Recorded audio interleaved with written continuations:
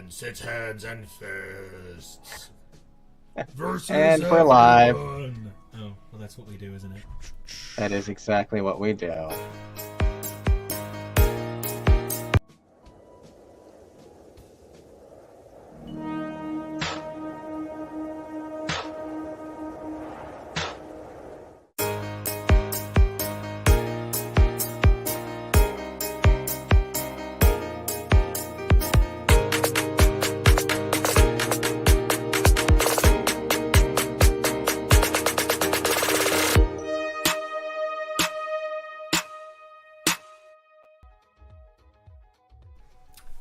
Hey everybody, welcome back to another all-new X's for Show, the show where we knock our headphones feverishly off of our heads. I am Nico, and you can find me on Twitter and Instagram at NicoAction. That's NicoAction. And I'm TK. You can find me on Twitter and Instagram at XNateXGrayX. Which makes me Kev O'Reilly, your producer. You can find me on the socials at KEVOREALLY. And folks, have a great show, and I'll see you at the end. Thanks, Kevo. So, I am super excited to talk about a number of the books we're here to talk about. This is a really great X's for Show. We have some of the things we've already been looking at for a while. I seem to be running a little funny here. Not sure how my audio is coming through. But you sound great. You're just kind of moving like you're in a beautiful cloud of molasses. Oh, well, that's always the dream. Well, to talk a little bit about the books we're going to be taking a look at today, if we could get that slide on up.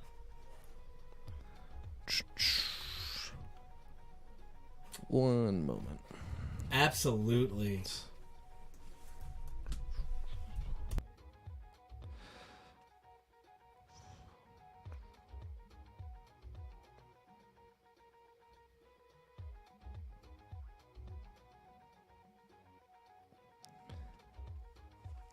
Looks like we lost Nico for a second, but we are going to be talking about Fall of X, which, of course, I now don't have the proper image for, but I think Kevo is going to pull that up. But in the meantime, today was Saturday was a big day for X-Men news. We finally found out what the Fall of X is and what we're going to be looking at.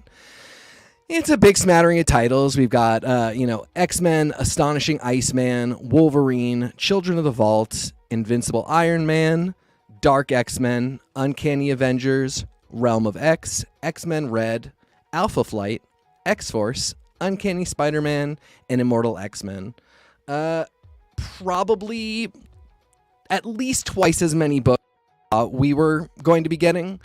And right off the bat, Astonishing Iceman, not necessarily a surprise to me, but, every time we get these big moments of queer visibility, I am pretty astounded at how far we've come. I remember being a kid, during the North Star years, where the fact that he said he was gay was a miracle. So the fact that Iceman is a leading man in a book kind of blows my mind a little bit.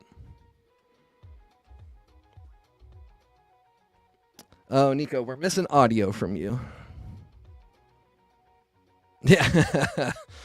Oh, man. Gotta love a live show.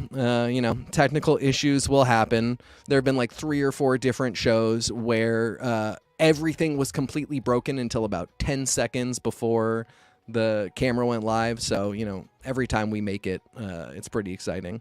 But, I'm pretty excited about Astonishing Iceman. I think it's going to really be an opportunity for us to kind of see Bobby be the hero that I never buy it from him. We've had some great Infinity comics, but I've never bought Bobby as a leading man, and I'll take any opportunity that I can to see him be one. Children of the Vault is another one that I'm particularly excited for. That's been building in the pages of X-Men since really the start of the Krakoan age. The Children of the Vault go all the way back to Mike Carey and the Supernovas run, which is a timeless classic for X fans. I think it's one of those runs that we always really reference, and seeing them, get a title is pretty exciting. And I am going to pull in Tori to chat with us for a bit so that I'm not monologuing. Hey, Tori. Hi. So you are our resident. You're my favorite person to talk about X-Men with because you don't have the background that we all have, and A, we get the fun of explaining what's going on to you, but B, we get the real fun, which is you having the most explosive hot takes and being so on the money. So right off the bat, just looking at this array of titles, first impressions, anything that anything that like comes to mind for you or is exciting to you? I mean, I'm really interested in, I guess I'm also interested in the Astonishing Iceman. I think it's fascinating that we're getting this.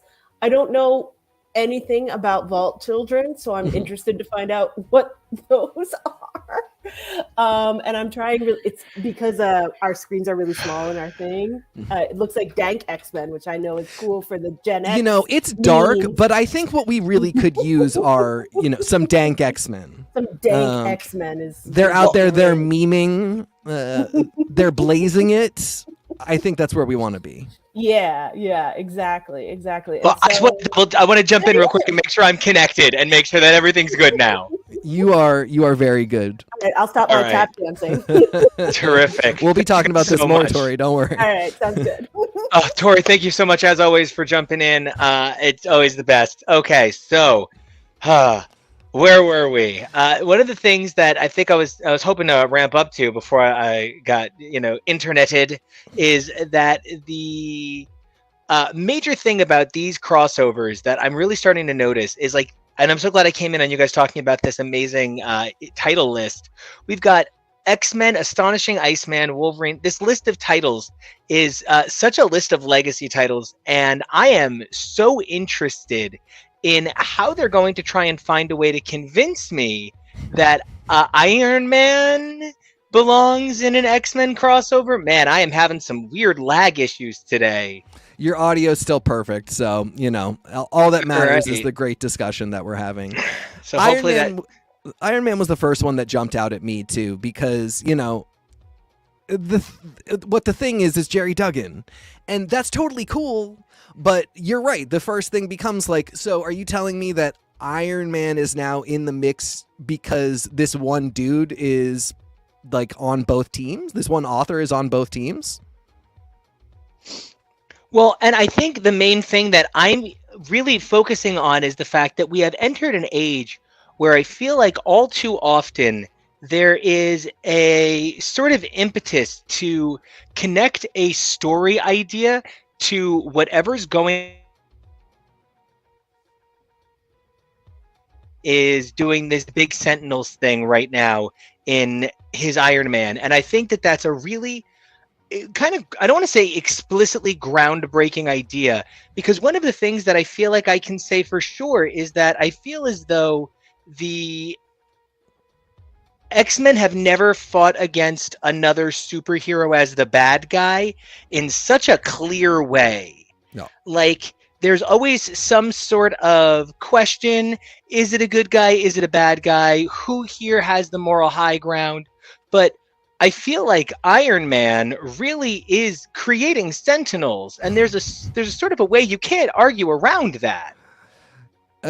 From what I understand, though, what it becomes is that he's engaged by Fei Long, and Fei Long takes over a bunch of his technology. And which is not to say that, the point just being there ends up being somebody who you can say, it wasn't Iron Man. Tony Stark's still a good guy. You can still like him. And so on the one hand, I am interested to see where they go with it. On the other hand, as soon as I saw Fei Long on that cover, I thought like, oh, now there's another industrialist in the mix who can be the bad guy. And, the other big thing is the fact that Emma Frost is going to be part of it. And are we finally fulfilling the prophecy of the relationship between Tony Stark and Emma Frost? Well, and I think even beyond that, one of my big concerns is how hard are we working to continuously engineer situations by where one writer having an opportunity to interact with their dream title is kind of turning itself into that reflective point. I think back on the fact that the Eternals interacted with the X-Men in the like weird kind of San Francisco-y time. Yeah. Many of us like even do have fond memories of. Mhm. Many of us even do have really positive associations for that era of X-Men. But one of the main things that it also has going for it is this sort of unique era vibe, this one-of-a-kind time period. And, you know, we even saw that a little bit with some of the stuff we're going to cover today's episode with The Unforgiven, with Victor Gischler's Vampire X-Men coming back up. It was Yeah. really funny seeing Jean Grey in regard to the Victor Gischler Vampire X-Men. And that was definitely something worth considering there. Yeah, and you know that Eternals run is of course marked by being authored by Neil Gaiman. There was sort of an event feeling to it, and Fall of X is an event because it has been announced as an event. But you know, I think the thing that we're both coming back to is where is the actual eventness of it. And I'm not saying that it's not there. When I look at the announcement, I'm overwhelmed by the number of titles. I'm confused about what could possibly be happening, and those aren't bad things to be, but I have some lingering questions that make it feel a little different than the sort of excitement that I felt about the other announced eras like Reign of X and Destiny of X, and of course, you know, Dawn of X originally. I'm also having a lot of trouble with the number of titles and trying to figure out if this is going to be like one of each book or if we're going to have 3 of each title. Is this going to be one of those crossovers that works in segments? I need a little bit more about how this is going to work before I necessarily feel all in. Yeah, I mean, you know, it's a title like Invincible Iron Man is, of course, because it's part of this and it started now, we know is an ongoing. We can assume X-Men and X-Men Red are ongoings, but you know, what is Realm of X? Is it a 5-issue mini? What is Astonishing Iceman going to be? That's one that I could definitely see being a one-shot. And you know, these are questions I'm okay letting linger a little bit, but there's just a really different energy to whatever we're talking about here. Is this an era? Is this an event? How is it all going to play out? I feel like for where we have been with the Krakoan era as a whole, I'm just sort of trying to figure out how to get my bearing. And you know, I have a feeling that we're going to get a huge amount of what's going on, and it's also shocking because there's just a few too many events going on at Marvel for me at the moment. Not that I necessarily think they don't know how to steward it, but something that's definitely caught my attention in the last couple of days is that when I was reading this week's books and I was reading Deadpool, I was like, oh, you know, I kept thinking that this was going to be like Summer of Symbiotes for Deadpool. I kept thinking that this was going to, you know, lead there, and we've got this Octavius stuff. And I just sort of naturally, naturally to me, thought that we were going to see Deadpool lead into this big summer crossover, and that it feels like it's not. And then I see Deadpool's name not on this list. I am kind of wondering about the nebulous nature of the X titles right now. When Hoxpox started, Hoxpox drew me in with this sense of inescapable wonderment. And then, you know, Reign of X and, you know, I don't know, Erotic Destiny. X or whatever the hell, you know, Static X. You know, it's exactly what we all want it to be. Yeah. I'm finally not glitching. Hey, yeah, Nico, no, what's you up, are buddy? you are looking handsome. You are Hey. smooth. You could do a dance. There it is. I knew we were gonna get a dance in the mix. Yeah, you You knew know- you were gonna get a sexy '90s WB girl dance. I'm glad you brought up Summer of Symbiotes, which looks like a cool event. We were sitting here speculating about the Marauders Cassandra Nova symbiote. We were talking about like, oh, this Deadpool symbiote that we're seeing in the first couple issues of Alyssa Wong series. Summer of Symbiotes is coming up, of course. Yeah. You know, you and I are speculating wildly about Ghost Rider stuff, except the thing is the speculation isn't so wild. There's really big clues being put in front of us. And yeah, you are absolutely right. When we actually come to the moment and discover that like that stuff isn't there and it doesn't appear like it's going to be there, I don't think there's going to be a surprise moment where they're like, oh, Cassandra Nova's symbiote actually is relevant. The Deadpool symbiote actually is going to play a huge part of these events. We would know if Deadpool was going to be part of Summer of Symbiotes. It is odd. It is odd that there are these breadcrumbs being left that aren't leading us anywhere. I think that's what it comes down to. And I want to say something that I guess sounds kind of maybe dark, but I am at a moment in my personal comic fandom where if I were not running this show, I would probably take a big break from Marvel right now. I just would. I like a lot of what's happening. I would still keep, like, I never stopped collecting Daredevil. Yeah. You know, they always measure comics in terms of the sales of Batman, but I would measure my comicdom in the terms of collecting Daredevil. Mm-hmm. And I think everything that's coming out is great, but this kind of reminds me of maybe Heroic Age, Shattered Heroes, where perhaps I enjoyed reading in collection more. Mm-hmm. Yep. I love making this show, and I love the people that are right down there that are going to be coming up here and joining us any minute. But this just feels to me like you're telling me the buy-in is so extreme, and the buy-in also kind of requires something that I'm unwilling to do anymore, and that's I'm unwilling to allow comics to refuse to evolve as a medium any longer. I love that we're all like, wow, prose pages, changing comics forever. Are you telling me that the evolution of comic books is taking the pictures out? Oh, wow, we've done it. And like, I'm here for it. I love taking the pictures out, and I love the idea of the diagram. But I mean, what shudders me is when Kid Loki kicked his way out of the gutters. And what really affects me is when a book utilizes web clues. And I guess I keep mentioning Kieran Gillen titles, but I really want a series. I just want Marvel to acknowledge, and DC to acknowledge, WB and Disney are in a unique position to move the medium forward by virtue of compelling the big two to adopt technologies that would then be made available through subsequent market availability. I really think you either care about comics or you don't. And we are definitely in a position where we kind of need to be thinking about moving comics forward. And it is on Marvel and DC at this point. Well, Marvel and Warner Brothers, Disney and Warner Brothers, so let's blame the parents. We're back to a little bit of Freezy, but it's certainly okay. I do just think that we are in a position where the onus is on the parents to push the children forward.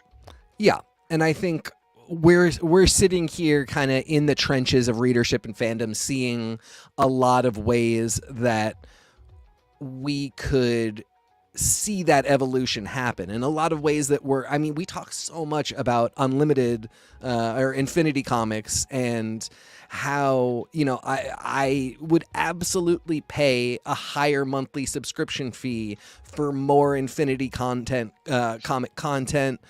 There are ways that I'm willing to see these stories told, and we never talk about, we don't know what the digital sales numbers are. We don't know what the digital viewership numbers of previous books is. We just have none of this information, so we don't get to have a conversation about, like, was that title really popular but just like in the past?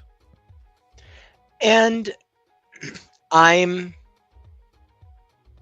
not here to talk about anybody bad in the industry, but it's not hard to look online and find people pointing to reasons why different comic imprints have fallen apart over the years. Yeah. And you hear a lot of people being like, well, what happened to this imprint or that imprint? And our Discord got into a bit of discourse about the nature of the Ultraverse. Oh, yes. And, I was looking at the guy who is the real reason that there isn't more of it. The real reason that it's all trapped in rights hell is because of one guy who owned it at one point, who is kind of a little bit responsible for the exodus that led to Image. Moreover, what we don't realize sometimes in these situations is that there actually is like a general reason holding things in place. And I just think that we are at a pretty critical point. I am a little concerned that the last major moment from the big two that changed things in a cultural landscapey way for the foreseeable future could have been the Krakoan Age. Yeah. I would like to see more things come and change, but I feel like we are entering a real disjointedness, and I am hoping that there can be some stewardship, but that stewardship isn't just in somebody coming in and saying the next generation of characters should be more diverse. That's cute, but that just barely scratches the surface of the complexities of writers and audiences, and to say that, well, we gave you gay, so you're done. Right. It's really not enough. So I am here to say that as excited as I am about this Fall of X image, it is the same image as Fall of the Mutants in a way that is both cool and maybe indicative of it's high time something changes. Yeah. And, meanwhile, we're still publishing great stories and great titles that I absolutely love. And I look at a creator like Alyssa Wong, who is constantly impressing and surprising me with their stories specifically. And I'm just wondering if there's more that we can do with how we publish and disseminate Alyssa Wong's amazing stories that can take us to new places. That said, I really love this issue of Deadpool. I really love this first arc. I really am excited to talk about this first arc of Deadpool, because one of the things that this first arc of Deadpool leads me to point out is we've exited the age of any character can serve a single purpose, and every character must be a multifunctional entity that represents like a multitude, right? Yep. They're all brands. It's not just a logo. It fully needs to be, it could be a cereal. It could be underwear at Target. It's got to be able to be everything. And it's crazy when it's X characters, because the X-Men are a brand, but then every single X-Men better be at least prepared to be a brand. And in that way, Alyssa Wong's work at Marvel kind of reminds me of that of perhaps oh man, when I'm in slow motion, it's adorable. Alyssa Wong's work reminds me perhaps of a Kelly Sue DeConnick or a Matt Fraction, just to use two creators who have such definitively unique voices, where when you read one of their comics, you know it's one of their comics, and they are sort of just putting their shade onto the Marvel lens. Like it's just Marvel through their filter when they do a Marvel book, which is a good thing. It's a very good thing. And it's where sometimes you can see like Alyssa Wong's imprint on the Marvel universe lifts right out with Alyssa Wong. Yeah. And so I have some worries that this is a run of Deadpool that, just like the excellent run by Kelly Thompson that came just before this, I feel like, wow, that's a bunch of Kellys. I feel like we are, maybe a little bit bound for seeing it go away. And I hope not, because I love all of the brave chances this creative team is taking. If we could get those creative credits up, I would love to properly credit this amazing creative team. Well, we should pull in our team to come talk about it with us. Absolutely. We've got Deadpool #5 by Alyssa Wong, with art by Martin Coccolo and Niraj Menon, with letters by VC's Joe Sabino, with the trade available June 20th, 2023. And then we have the return of It's Jeff! Which we've covered in its digital form, but now we're covering in its printed form. This is numbers 1 through 12, and the amazing art is by Gorohiru, and the writing is by Kelly Thompson, who created Jeff back in the pages of Deadpool 1 through 12. And somebody please tell me, who are we bringing in to discuss the amazing It's Jeff? We've got Jonah and Tori joining us today. Oh, super excited. Let's bring them on in. Yeah. Oh, hi. Hello Hello. there. Hello. So, guys, where can everybody find you on the internet? You can find me over on Twitter and Instagram at Peak Jonah. That's Peak. And I'm Tori. You can find me on SM Tori on Instagram and Tori_Sheehan on the Twitters. Well, it is great to have you both here. And now, Jonah, I know this for you is probably a little bit bittersweet because, Deadpool went from the King of Staten Island, where, that is your people. Always back to this. That is your people. I know it's gone. No more King of Staten Island. That era is gone. Well, But listen, at least you can take the we got boy some out of Staten Jeff. Island, but you can't take the Staten Island out of the boy. Wait, since when has Deadpool been Pete Davidson? For a little while, he was king of Staten Island for. So Staten Island, in a very funny metaphor, got taken over by monsters, and Deadpool accidentally killed the king of monsters, and they were like, "Well, you're our new king now," and he was like, "Okay," and so he was king of Staten Island / king of the monsters for a decent amount of time. Mm-hmm. I love Kevo's suggestion as Pete Davidson as an MCU variant of Deadpool. That Deadpool would just be the worst. Yeah, he would really bum me out and would constantly have tattoos of Miley Cyrus removed. Oh, Pete. God. But No, he I'm kidding, looked- Pete. he looked Pete. Well, I know he's watching right now, so I just want to say that, Pete. No one's we calling got to you keep out. it cool. We got to keep it cute. Yeah. You're always welcome back on the show, Pete. Because I don't know if everybody knows this, but I'm kidding. There is no joke there, but yeah, I was gonna make a joke about Pete Davidson being the trash monster and all of us. Well, No. this group has the very prestigious distinction of all of us except one having been here, or we're missing one person who was here to interview Alyssa Wong last year. And that was before we even knew that this Deadpool book was coming out. And I remember at the time we were like, it's hey, so cool. we were like, hey, you know, we know something, because they had announced that a thing was coming. And Yes. we were definitely giving the, like, you know, if you wanted to tell us anything. And I absolutely, that would have been like the near bottom of my list of things that I suspected that they would give her. I feel like, because one of the questions they asked us was, who would you like to see me write? And I feel like that was kind of like fishing a little bit. Yes. Yeah, especially when they were like, "Oh, you would like I would love to write Loki," and then like a week later, it's like Alligator Loki drop, and we're just like, "Wait, what? How dare?" And Tori, this is another one where I have to go back to your unique X experience. Was there anybody, or like even like now that we know that it's Deadpool, is there anybody that's kind of in your X roster where you're like, that would have been really cool, or that would be really cool for Alyssa Wong to write that character? Oh gosh, it's just so fun. I think she'd have a great time with Jubilee. I think she'd have a rockin' time with oh gosh. I would love to see her take on some Mystique Destiny like side quest of the two of them. I think that would be really interesting. I really think that is in their best wheelhouse era. Like the complexities of characters whose internals are not like their insides, but their internality is not shown readily. Yes, you know, I would want Alyssa Wong to write the Mystique Destiny family drama that I have outlined. Yes, which later today we'll be talking about kind of the other side of that family and their drama when we get into Sabretooth and the Exiles and the family touchstones that are happening there. Ooh. So sorry, go ahead, Nico. I have a question kind of generally for the room, and it's by making so much of this run clearly tied into the idea that Deadpool needs to move forward as a character, right?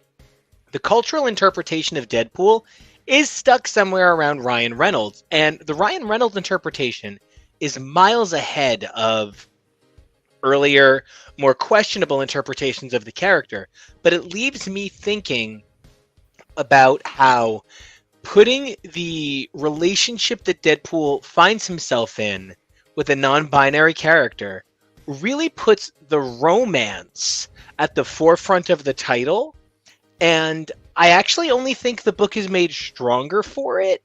I think that it's like a silly thing to consider, but the idea of Marvel as a romance title company, the idea of Marvel as a company that is capable of showcasing books outside of a genre within a medium, right? Because we're talking about a genre that has overtaken a medium. Superhero comics are great. I write superhero comics. Okay. You win GLAAD awards for your comics. You win GLAAD awards. I Work fan favorite. Throw that hair. Work fan favorite.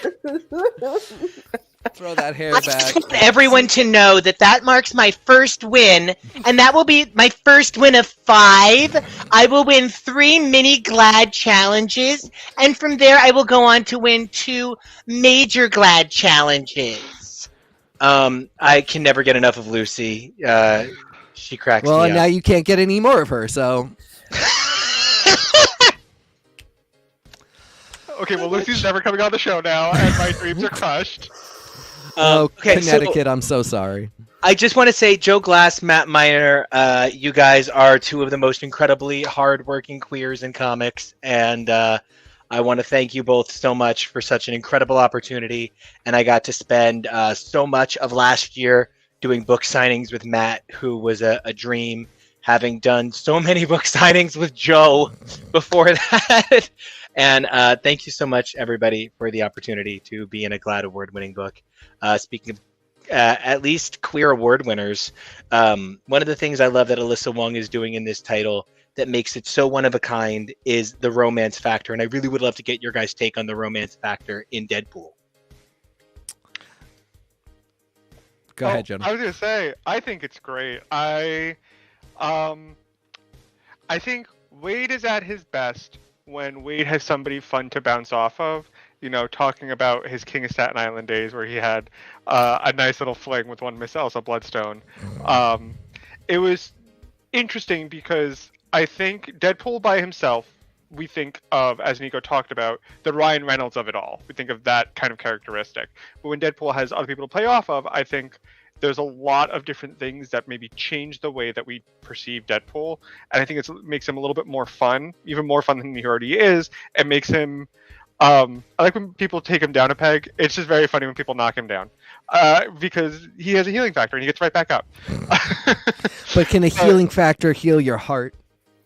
Well, I don't know, but maybe that's a task Alyssa is willing to find out. But I especially love the love interest of Valentine, especially as a character that is non-binary, because I think it really helps highlight that a fact that I don't know if everybody always remembers or thinks about, that Wade is pansexual, and that, you know, gender really isn't a thing for Wade. And I really love that this kind of just shows like, oh, Wade can be in a queer relationship. We can have that, and it'd still be amazing. Wade would probably be far more into having a relationship with his own symbiote than, I guess, the other carriers would be. Guys, can I just confess that I get so pronoun conscious that I'm like, guys, please stop calling Wade he. Please refer to Wade as boyfriend of Yvette Wade. Like, I'm just always... It's so important to me because I think we have so few non-binary, so few trans characters, so few characters in the Marvel oeuvre that really represent anything that isn't the binary.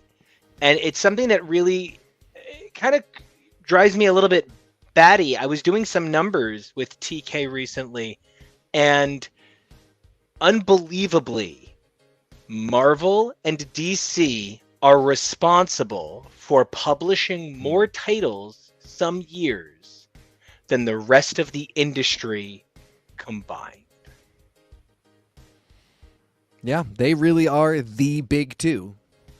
And it just leaves you sort of like, wow, I guess you do, as a comic reader, you even are locked in a binary, because you either read Marvel or you read DC or you read both, and then you're definitely part of the binary, or you don't read either, in which case you've chosen to make it the big two or everything else. So you're still part of the binary. And the fact that it's an industry so locked in by this idea of these two things that make it, the writing and the art, the words and the pictures, the big two or not the big two, Marvel versus DC itself. I feel like having something, a non-binary identifying writer doing a book where the pansexual hero is in the pansexual creature hero. is the show. You know, my favorite thing in the world is whenever show producer Kevo sings father figure, he always goes, "I will be your creature feature." It cracks me up, and I can never recover. It's the best part of my day. He's the best. So, yeah. Anyway, Deadpool. The idea that Deadpool is protagonist. Thank you, Kevo. The idea that Deadpool is here to be a protagonist, defining things that exist outside of a binary, is spectacular. And I saved this for a little while, so I could build up, and I'm actually stoked that I did. 1 through 5 is a fantastic arc. What's crazy is it's getting more than 5 issues. Alyssa has been slighted when it comes to getting 5-issue minis for things that I feel like should be ongoings or at the very least 12 issues. So we shocked. What's that? We are getting more? We are. It's gone up to at least 7 or 8. Oh, hello there. Yeah. Oh, no. He's... Their Iron Fist, just, I should still be reading that book. I would appreciate if I was still reading that book. I would too. But I read this coming off of the heels of Love Unlimited, which just had a Deadpool arc. And it's written by Fabian Nicieza. It's great. There's a lot of really fun stuff about it. It is just very obviously a different voice, and it's not, of course it's a different voice, or 2 different authors, but it's a voice that isn't necessarily prepared to engage with the fact that Wade is a pansexual who, would happily date a non-binary person. It's not as bad as some of the really offensive writers who only let the gay stuff be jokes, but it is still not quite at where Alyssa is, where they're totally comfortable with Wade being this type of person, with putting a character in the book that is non-binary and has features that present more feminine and features that present more masculine. And it's really going all in. So to come from Love Unlimited, which is great, but just doesn't have that same, I'm ready to write a Deadpool that you have never seen before, and a Deadpool that I think is kind of more plausible to us in 2023, who kind of feel like if you put this stuff on page, you better be willing to pay for it. If you say that Daredevil's pansexual, it can't just be jokes. I like that you said Daredevil. Oh, I always do this. Doesn't matter. You said it. I get it. He is pansexual. It's canon. now. You gotta accept it. Him and Lester. It's canon.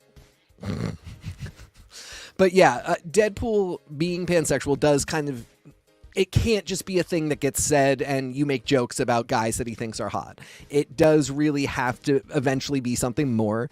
And we got that here, which it's like Iceman getting a series. It's one of those things that like we should be there by now, but it still feels like a win that we're finally seeing it happen. I don't know. I think I missed part of that discussion, Tori. Thank you for being Nico for a minute while I had tech problems. But I don't know. Is Given the white gay? I know. No. Yeah, I absolutely. And that's the thing about it is we're so far behind that it's actually not that impressive. Because I'm sort of like, we live in a world where like Pose was 5 years ago. Right. Come on. Like, that's like, we got to keep moving. And Yes. Speaking of keep moving, Jeff. I just keep want swimming. Like I want to mention Jeff. And that's part of the thing about Deadpool that's so fascinating. Deadpool is a silly character. He is outright a funny character. But the duality of Deadpool involves some pretty gruesome violence. And not just gruesome violence, but adult themes, coarse language. It gets very TVMA after 10 p.m. And what do when you're trying to produce a little Game of Thrones? You've got to figure out a way to encapsulate the magic of the joy. And I think one of the things that makes It's Jeff such a spectacular venture into that sort of territory by Marvel is that Jeff himself is joyful. Jeff himself is a scamp. He's just this side of like a Disney pup. Yeah. Like he's Stitch, but he's also a shark mutant handbag. And the fact that every mutant and superhero in the Marvel Universe loves Jeff, and the fact that you probably know that Thanos and Doom fear him just a little, makes Jeff something worth celebrating, which is the rare Grogu, the rare moment where someone said, I want cuteness on the page, and it's going to work. Because I got to be honest, it did not work with Amazing Baby the way they thought it would. No. Oh, Cute, good example, but- because you're absolutely right. But then we got into Jeff, and Jeff really truly is the personification of getting it right. And I'm just so impressed by everybody at Marvel understanding how to utilize this agent of joy positively. And I got to say, Kelly Thompson wrote It's Jeff and fantastic. Alyssa great. Wong wrote Alligator Loki, who is another character that comes to the same type of thing from a slightly different angle. Kevo asks, amazing what? We had a character that was a werewolf puppy in X Factor, and the name was Amazing Baby, which was kind of one of those things where like it's a bad name, but it's funny. And anyway, it wasn't. Rachel named him. Yeah, exactly. It wasn't a Jeff. It wasn't an Alligator Loki. These wordless. They started as Infinity Comics, both of them, that give us characters that could we plausibly insert as even just like, a pet at home before like we go into the action scenes? Sure. But giving us a spin on what life is like for something in the Marvel universe that is just for fun and kindness and isn't it's since it's not human, the perspective is even that much devoid of superhero concerns that it really does become about the fun. And Giyahiru is the vision of the art you need, because close to it wouldn't quite land. Peach Momoko has a little bit too much horror in the art, and at the same time I think something a little bit bubblier, bigger, like Scotty Young might wind up melding into the landscape of Scotty Young. How do you guys feel about Jeff? I think you've actually both discussed Jeff with us before. Kevo, I think you've actually done us some Jeff before. But, what are your guys' thoughts on Jeff? Do you think Jeff is everything we say? Do you think Jeff and Annie should wind up together in the movie? What do you guys think? Who's an Annie? That was a It's a community joke that Nico should be ashamed okay. of. All right, fine. I'm gonna No, the let answer to that is Jonah go yes. first. Yes. Sorry, hold on. I'm so sorry. Listen, Listen, Linda. Why'd you have to say it? Listen. Yes, he should. That's all. Continue. Go on. So I look at Jeff, and you look at Jeff, and you're like, this is peak character design. It's literally a baby shark with puppy attributes. Like, it's like character design 101 of like, how do you make something that's cute with a little tinge of ferocity, where like you should be kind of scared, because if you saw Jeff in real life, you'd probably be like, what the actual hell is going on? But you look at him the way that Guruhiru draws him in the comics, and mostly you see him in most comics, Jeff is drawn specifically very cute. He is meant to be cute 90% of the time. There's 10% of the time where he gets to be a little bit gruff. But it works because Marvel knows how to design characters. Mm-hmm. And you look at Jeff and you're like, okay, you know the purpose of Jeff is to be cute. So then what kind of situations do you put Jeff in? Scampy, adorable little situations where he's kind of a little bit like, it's kind of Looney Tunes, kind of Tom and Jerry, kind of all these different things of him being a little rascal, getting in trouble, but everybody forgives him because he's so cute and everybody loves him. Having spent all day with a tiny puppy where it was constantly, Stella, get out of the kitchen. Stella, get away from the oven. Stella, please stop licking this person. Stella, get out from under our feet. Stella, leave And your then husband Stanley. Right. He doesn't have to be ashamed of that. Because that's a classical literature joke. Anyway, so and then she looks at us with her big eyes, and we're like, "Oh, but you're just a baby." So is Jeff So I don't know Jeff's origin story. Jeff just appeared as an it's Jeff for me. I understand he lives with someone, a Gwenpool, or He comes out of the pages of Deadpool. Yeah. Okay. So is he a baby? Yes.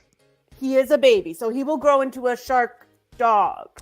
Well, We'll have to see. Nico will recall Shark that mastodon. we read an issue of What the, where we also met a land shark, and this was in the early 90s, but a very similar creature for no reason. So anyway, it feels like somewhere in the annals of Marvel lore, land sharks are kind of a thing that could be a real threat, and... No, he probably won't talk. No, he probably will not talk. I mean, but I imagine he'll give us a good, like, you know what I mean? Yeah. Like he'll get a grumble. He'll get a grumble going. Cute baby noise. I love Jeff. I think Jeff's the best. I love that he allows us to have these slice of life things in a much more cute way than Alligator Loki does, which I have to give Alyssa Wong props for making sure that their Iron Fist and their Valentine are in the pages of Alligator Loki. Brilliant. Amazing. Work. Wonderful. I was going to mention if you didn't. So excellent. Yeah, excellent reference. I think you're a very smart person. But I just think Jeff is the best, and I'm so excited that Jeff got their paper version. For me as a Marvel Unlimited person, I would have liked to have seen something inside of it that wasn't part of the Unlimiteds. Yeah. But I also recognize that not as many people are on the Unlimited, so for them this is their first just Jeff experience. Well, okay, I actually want to challenge that. And this is nothing to do with your inability to that. I have a theory, and this is one of those things where sometimes Nico goes on these tangents and I start talking about a book like Spellbinders, and then all of a sudden it shows up in the next omnibus edition. And what do you even say? And then, okay, so I was looking through upcoming omnibus listings, and I noticed that there's going to be a House of M omnibus companion for all of the tie-in series, and it's going to replace a good 5 trades. And it contains some of, not quite Excalibur that I think is terrific, Genoshan Excalibur. And I'm bringing this up because it feels very much like Marvel is starting to say, oh, sure, everything gets an omnibus. Sure, I'll get anything an omnibus. You want an omnibus? Sure. Okay, but that means a bunch of stuff is coming out of print other ways. And you're going to have to go on Unlimited if you want an affordable way to read things. And that feels very much in line with the Disney model. I wonder if at some point the Disney triple play will come with Marvel Unlimited free. And if you sign up for all 3, the ESPN, Hulu, Disney Plus bundle, you get unlimited. I would live for that, personally. So, Nico, in that case, are you saying that a comic like Jeff or other books, they will do Infinity Comics and not necessarily care if they have a print issue or a trade paperback, because ultimately that content will go in an Omni? I wonder if it's going to be very quick out of printing. Right. Okay. Yeah. Sorry. Yes. That's actually that makes a lot of sense. And it does get us into that idea of how are we evolving? How are we moving forward? If we are printing more stuff in digital format only or digital format into omnibus, that is a kind of different game. It's part of the same game, but it looks a little different. Yeah. And, I would love to get everybody's take on Jeff as we roll from this title into the title that gave us Amazing Baby, for whom we just talked about so much, Captain Britain. So, Jonah, Jeff me up. Jeff me up, but good. Jeff me up before you go. Another thing I want to quickly talk about, why I think Jeff is successful and is popular, and it's why it works. Because Jeff has a very simple name for just Jeff. He has a person name. Yeah. I love that. I love when pets and animals have human names. It's the best thing in the entire world. Because add it to the list. But for me, Jeff represents marketability because when they have inevitably come out, if they're not already out, because who the immediate sellout of the Jeff plush, the official Marvel Jeff plush, is going to sell out immediately. Jeff is a very marketable character, very easy to make merchandise for. That's very cute, very sellable, and even if that's what his designation is of the cute mascot character to sell merchandise, that's fine. It's a great character to do that with, and to give it the lore and backstory of everybody loves Jeff. He goes where he pleases, and at his heart, Jeff is a good shark.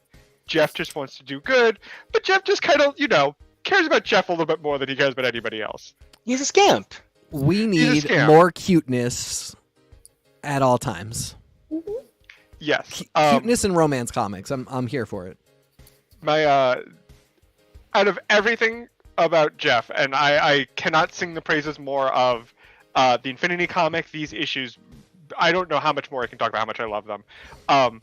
My actual favorite thing to come out of these is the notion that even amongst friends, superheroes wear their iconography at all times. Yep. Whether it's at a pool party, whether they're at a dinner, whether they're going snowboarding, they are in costume or something that lets you know exactly who they are. I mean, I can't believe I stumbled upon these incredible Allez-vous cosmetics. You can make money or you cannot make money, and I am in the business of making money.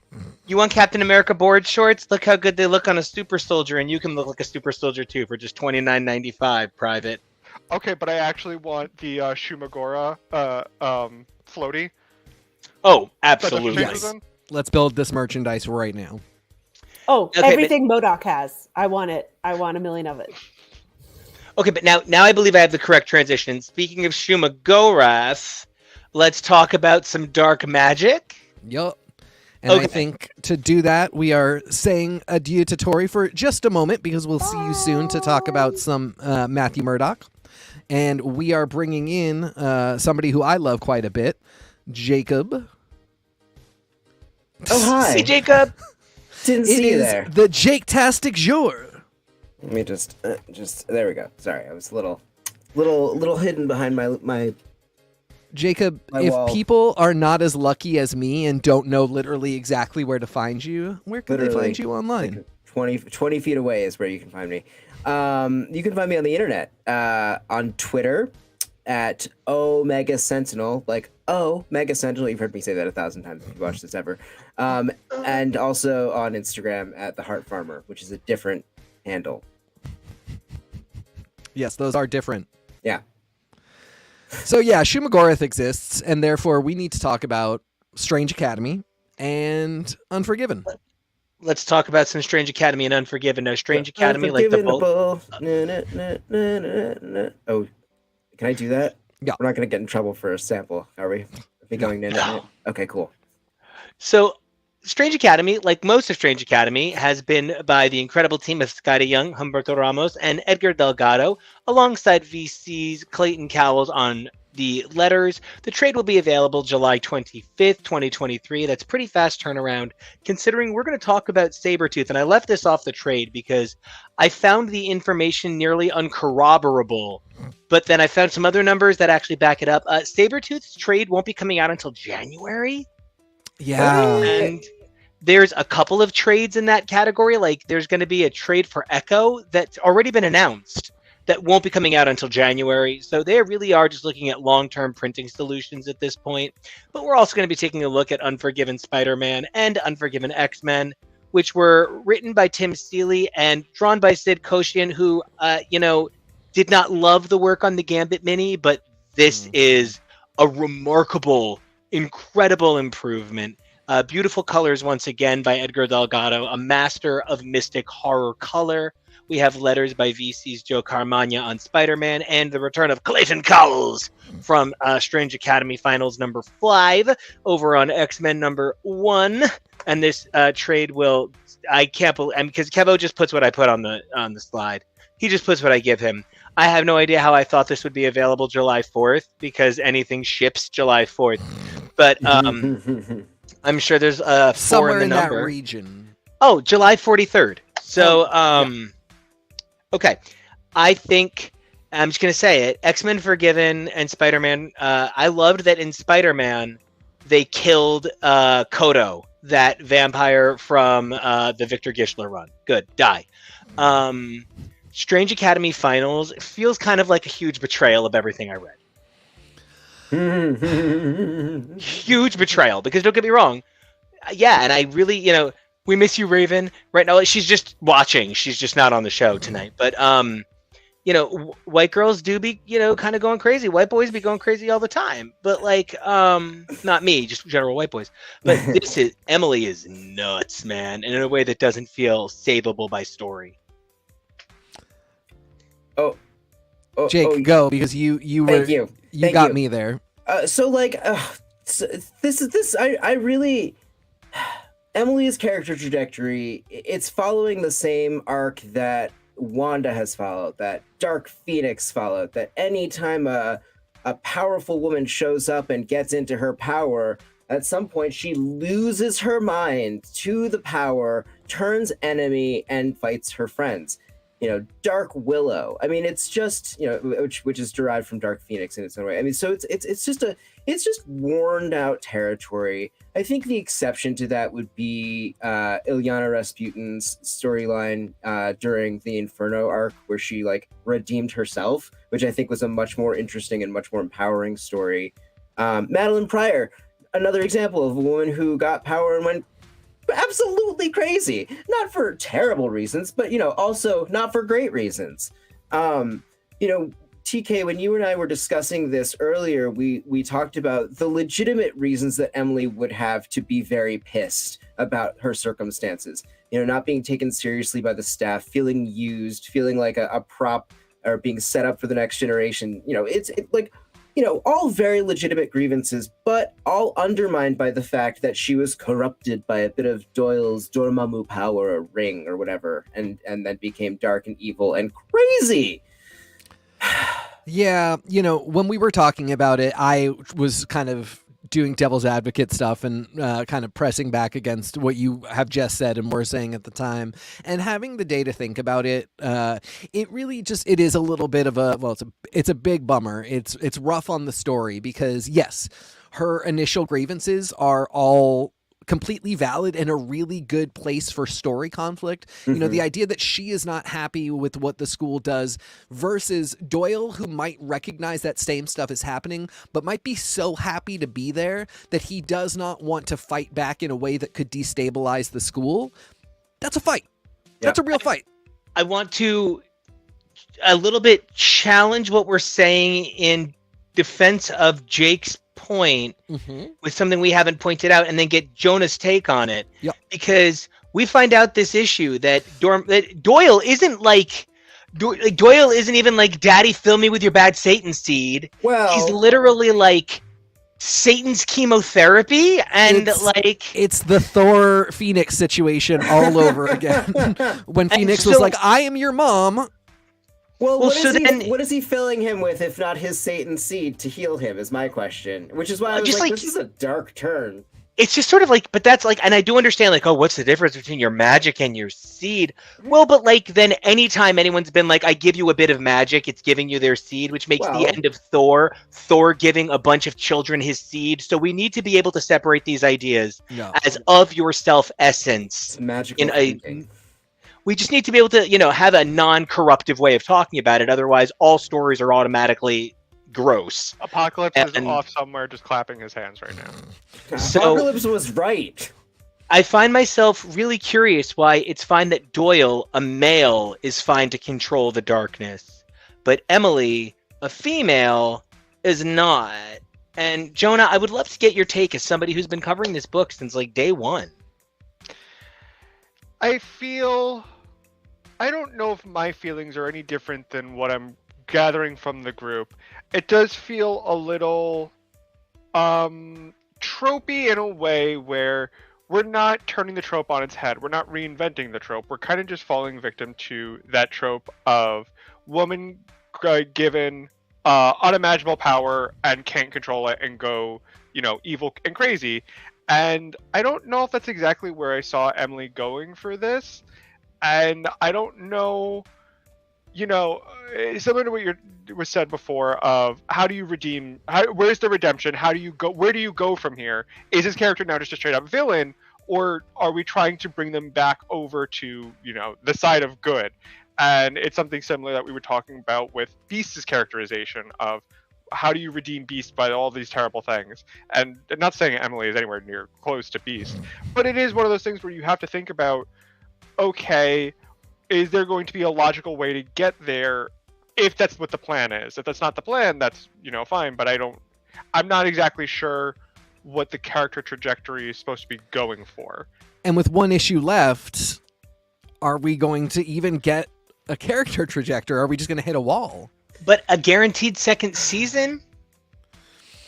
It feels like they're setting us up for a Deus Ex Machina moment, and I'm not loving that. Like, is Doyle gonna suck that dark energy right out of her, and she's gonna be fine, and he's gonna be the one who goes off crazy? It feels like it's that kind of thing.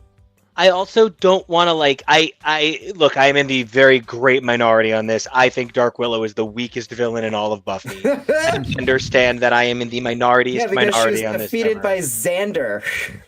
My problem isn't even that she's defeated by Xander. We were actually just cracking jokes about the way that the Phoenix is defeated in the animated series. And then that's literally how Xander defeats Dark Willow. Just like, Dark Willow is basically like, I learned love, and it made me a little wacky on this hill for a minute. Use the power of your mind. And Xander's like, well, because, and it's everybody does the best they can with a moment that could have been a lot better. But my point on it is just sort of like her parents show up to yell at her, and one of the big things that this book gave us is sometimes the kids are right. And now it does feel like there is a pivot where the kids are out of control. And there are kids who are out of control. As somebody who works in education, I can tell you there are times the kids are deeply out of control. And it can be really troubling, right? But the inconsistency of message here, I am losing sight of who's right, who's wrong, and why it matters. I also, speaking of right and wrong, Unforgiven is really stupid, and I enjoy it a lot, actually. It's a really good time. I highly recommend it. It's $8 well spent. Get out one there. More issue coming out, so it's going to be. It's like all the funnest things. They're the 3 issues, typhoid fever all over again. These 3 issue series that you get that are just kind of like, I don't know who thought to make this. It's just good, stupid fun, and I would love to get Jake, your and Jonah's opinions on these 2 miniseries, and one being stupid fun and one going from fun to questionable. Well, I think Rob Liefeld wishes he could write this kind of like 90s wackadoo action moment. This, I especially once I got to X-Men Unforgiven, I was like, this feels like what X-Force should have read like. It makes Jean sense. with those thighs. Well, it looks, I mean, and there's that emphasis on like blood and action and darkness, but like in this kind of like Rocky kind of, I don't know, it's so 90s, and I loved it. I didn't even expect to love it. I was like, I'm just reading this because it's been assigned to, but then I was like, oh my gosh, this is, Liefeld wishes he could write this good. This is how I feel. You could taste the meat in between your teeth reading these 2 issues. It was I had to so floss good and afterwards. bloody. Yeah, it was so good and bloody. Yeah.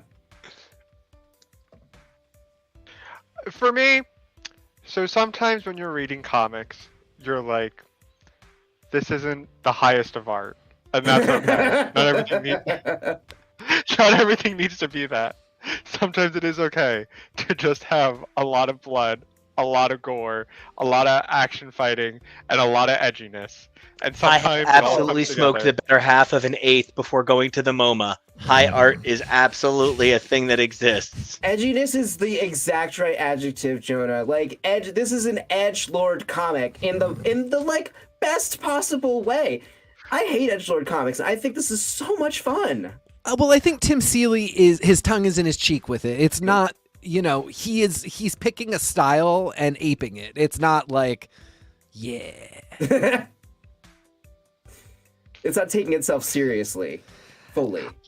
I would love. I mean, if we're gonna go full edgelords, I think we should bring the Marvel resident edgelords into it. Give me Cloak and Dagger and Unforgiven. Oh, yeah. That would be Oh my a gosh. perfect ad. So perfect. Teak, what's the final part? It's Spider-Man. It's Captain America. Cap- Because that's a he fair- shows up. Yes, he shows up and is like, "Where's my friend?" And the other thing about it is it's weird.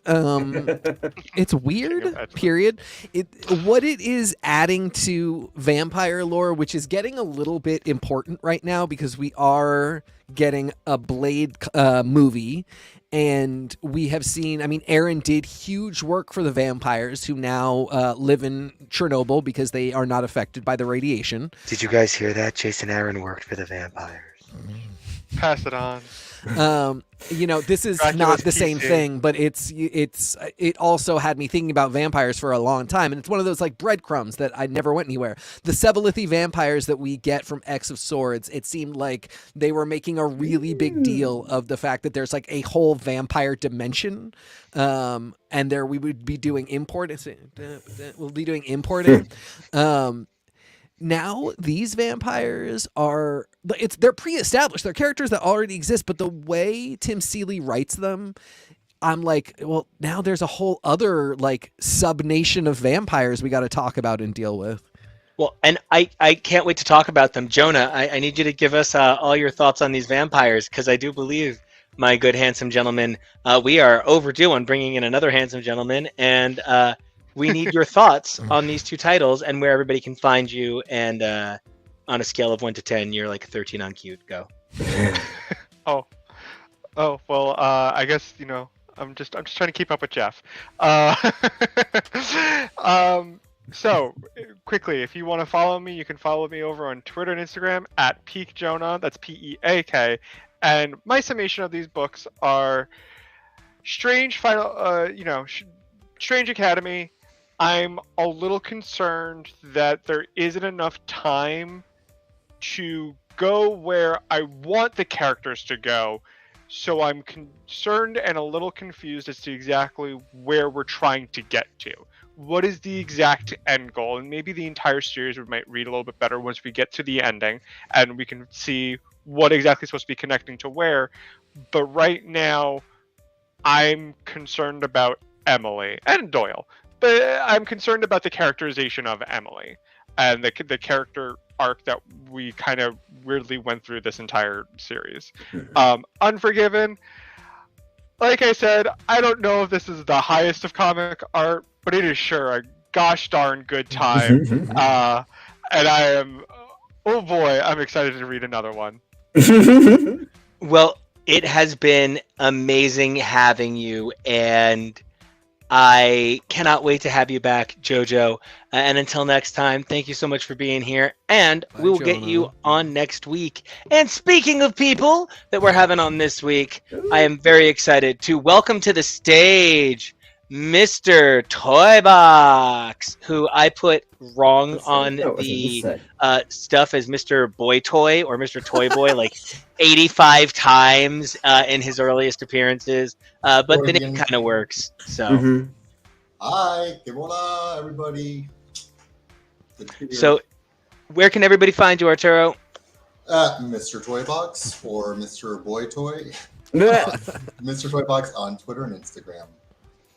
All right. Now, I'm very excited because I believe we are here to kind of talk about some of the core elements that kind of brought us all together as a show. I know that we'll be talking about Captain Britain and the amazing adventures that she's getting up to. But I do want to, before we move on, ask Arturo, did you read either issue of Unforgiven?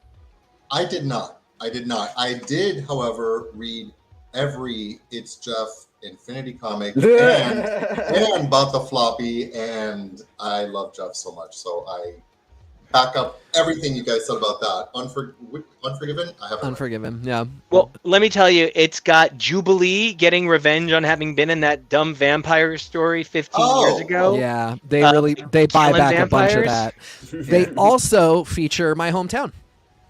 This is the one that has Jean Grey too. Yeah, she's got these thighs. She's got these thighs, man. It's like, it's so good. It's like Laser from American Gladiators, like 1993. It's very good. Well, it sounds like they would love her over in the pages of Captain Britain, which I love to now call Ladies, Lesbians, and Lizzie. So let's pull up obsessed. those credits.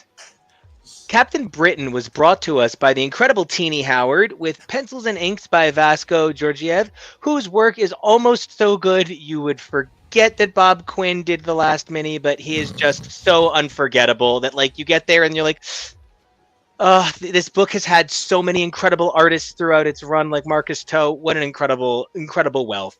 We have Eric Arciniega, the consistent colorist across many of the iterations of this title, as well as VC's Ariana Marr as the letterer.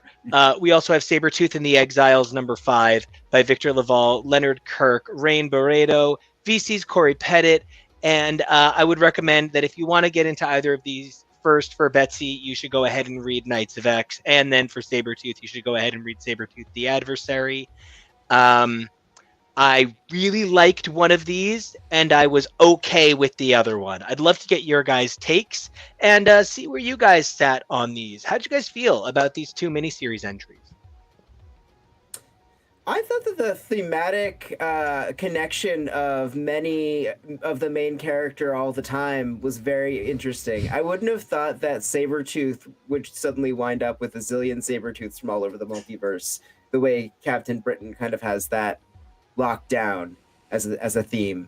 But I want to echo what was said earlier about this being the best lesbian comic book out there right now. I think it's really just exciting that this is a book that focuses on two queer characters in a relationship doing superheroics and like saving a realm in a major like Marvel book. That's I believe unprecedented. And it's certainly deeply satisfying that it's these two characters that like Askani and Captain Britain are together and oh god, it's as an old fan, it really satisfies the cockles in my heart. It's so good. I mean, it's a great example of like Tinny doing the damn work, like taking big swings and leaving a mark. And I can't even think of any other title in the Marvel universe. Like, this is giving me big Poison Ivy, Harley kind of vibes now. Like, yes. And a part of me, when you guys brought up Amazing Baby, I freaked out. I was like, oh my god, where's Amazing Baby? And then I'm like, where's Victor? It's been so long. Amazing Baby, actually. The entire like Knights of X are kind of like, I don't know, at a summer retreat or something. I'm not sure. But I'm okay with it because, like, just getting these two girlfriends being girlfriends and kicking ass all over Otherworld and fighting the Furies and, like, whatever. Like, it's so much fun. It's so much fun.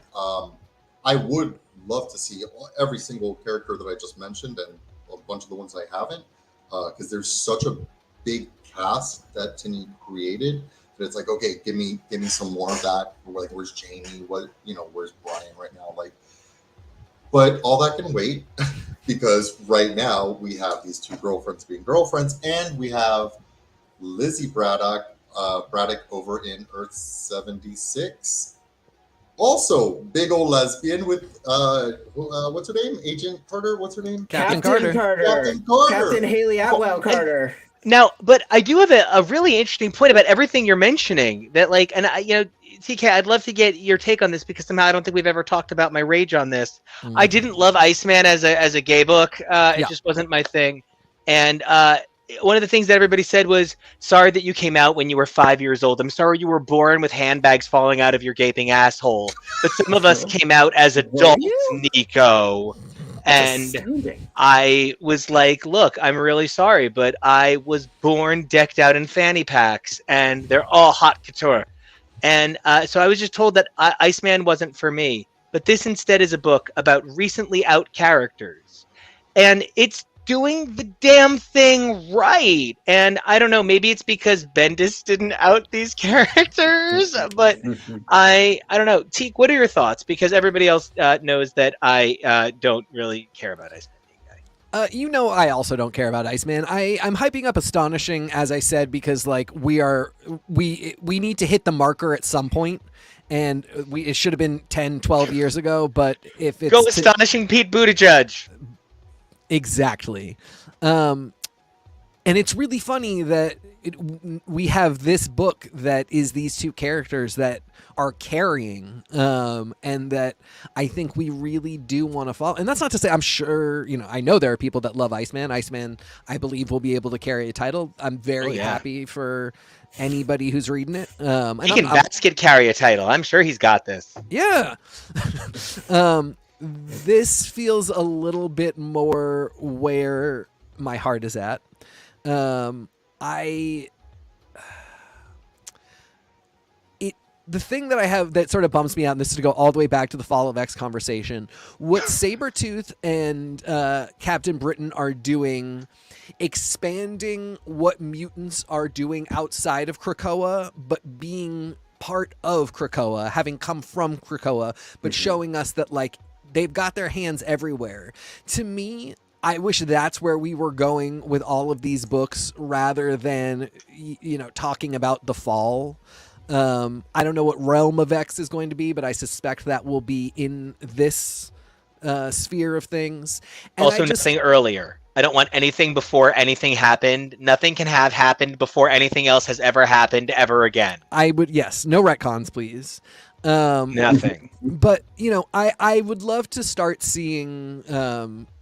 what do you do when you have established, and we don't have to call it paradise. Fall of X could literally just be, it turns out that like, now it's just a country. It's not paradise, but we're happy. We're here. We're going to build this nation. And now it happens the next day after you've built it, when you have to go work with other people, where you have to firmly establish storylines and relationships that aren't very insular X-Men stories. So that's what these two books do in a really interesting way.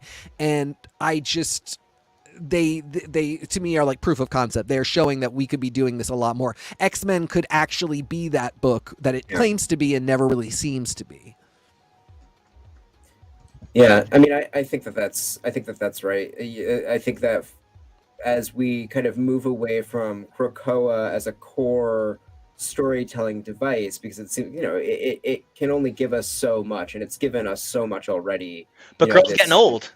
Exactly, and well, it's really tracing the life of like the first couple of years of intentional community development, when you've got that like zeal of foundation and everyone's excited, and you start to see the cracks, and you're like, oh, can we put some plaster over it? And obviously you can't do that. Imperfect.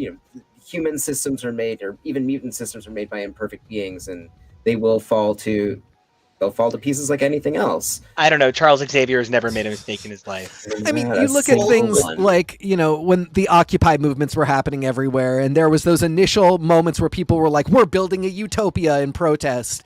And yeah, I mean, when I was working for a cooperative cafe, and it was a lot of fun when we were all kind of excited to do the work, and then the work fell to a few key people who couldn't hold it all. I mean, it's like it's the nature of intentional communities where power sharing is the deal, and not like consolidated power amongst one or like two people. It's just it's tough. It's tough sharing power and keeping a community together. I think like just conceptually with Krakoa and the Krakoan age, I think from its inception we all knew for sure and or had this innate terror of eventually this is going to end, right? Yeah. And maybe it's a year, maybe, and then like we're biting our fingernails, like, oh my God, Hickman's leaving. It's all going to go to shit. Like, we've gone through a bit of an emotional roller coaster these last couple of years. And Yeah. it's not so much, making this last forever. And this is like the new status quo. Because I do, assume that this will end, or parts of it are going to end eventually.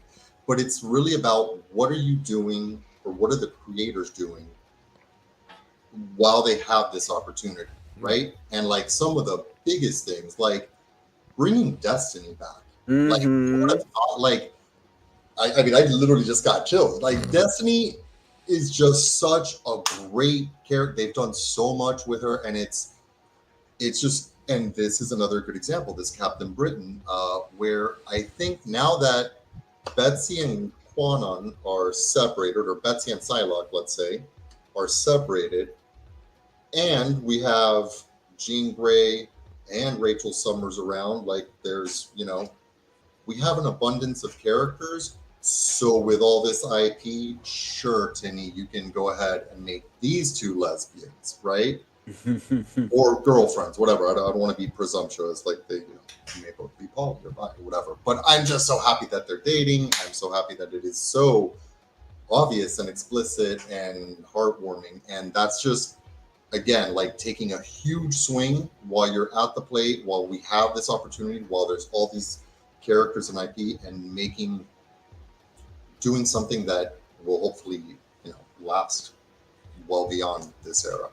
But speaking of the IP, I thought that they really did toe the line when it came to the nature of Captain Carter's relationship with Lizzie, which it was a kind of, if you know, these two are clearly together.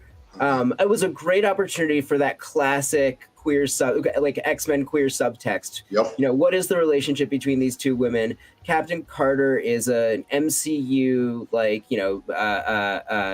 transmedia franchise character, so they seem to have to be a little more careful with how they deploy her in her tellings.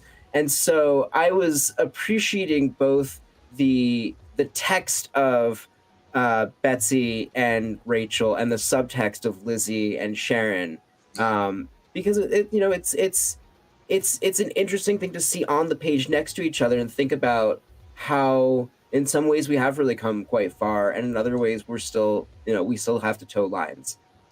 And speaking of the IP again, I am so impressed with the I want to say bait and switch, but in a good way, that Victor Laval did in giving me a book called The Exiles, and then by the end making it an Exiles book.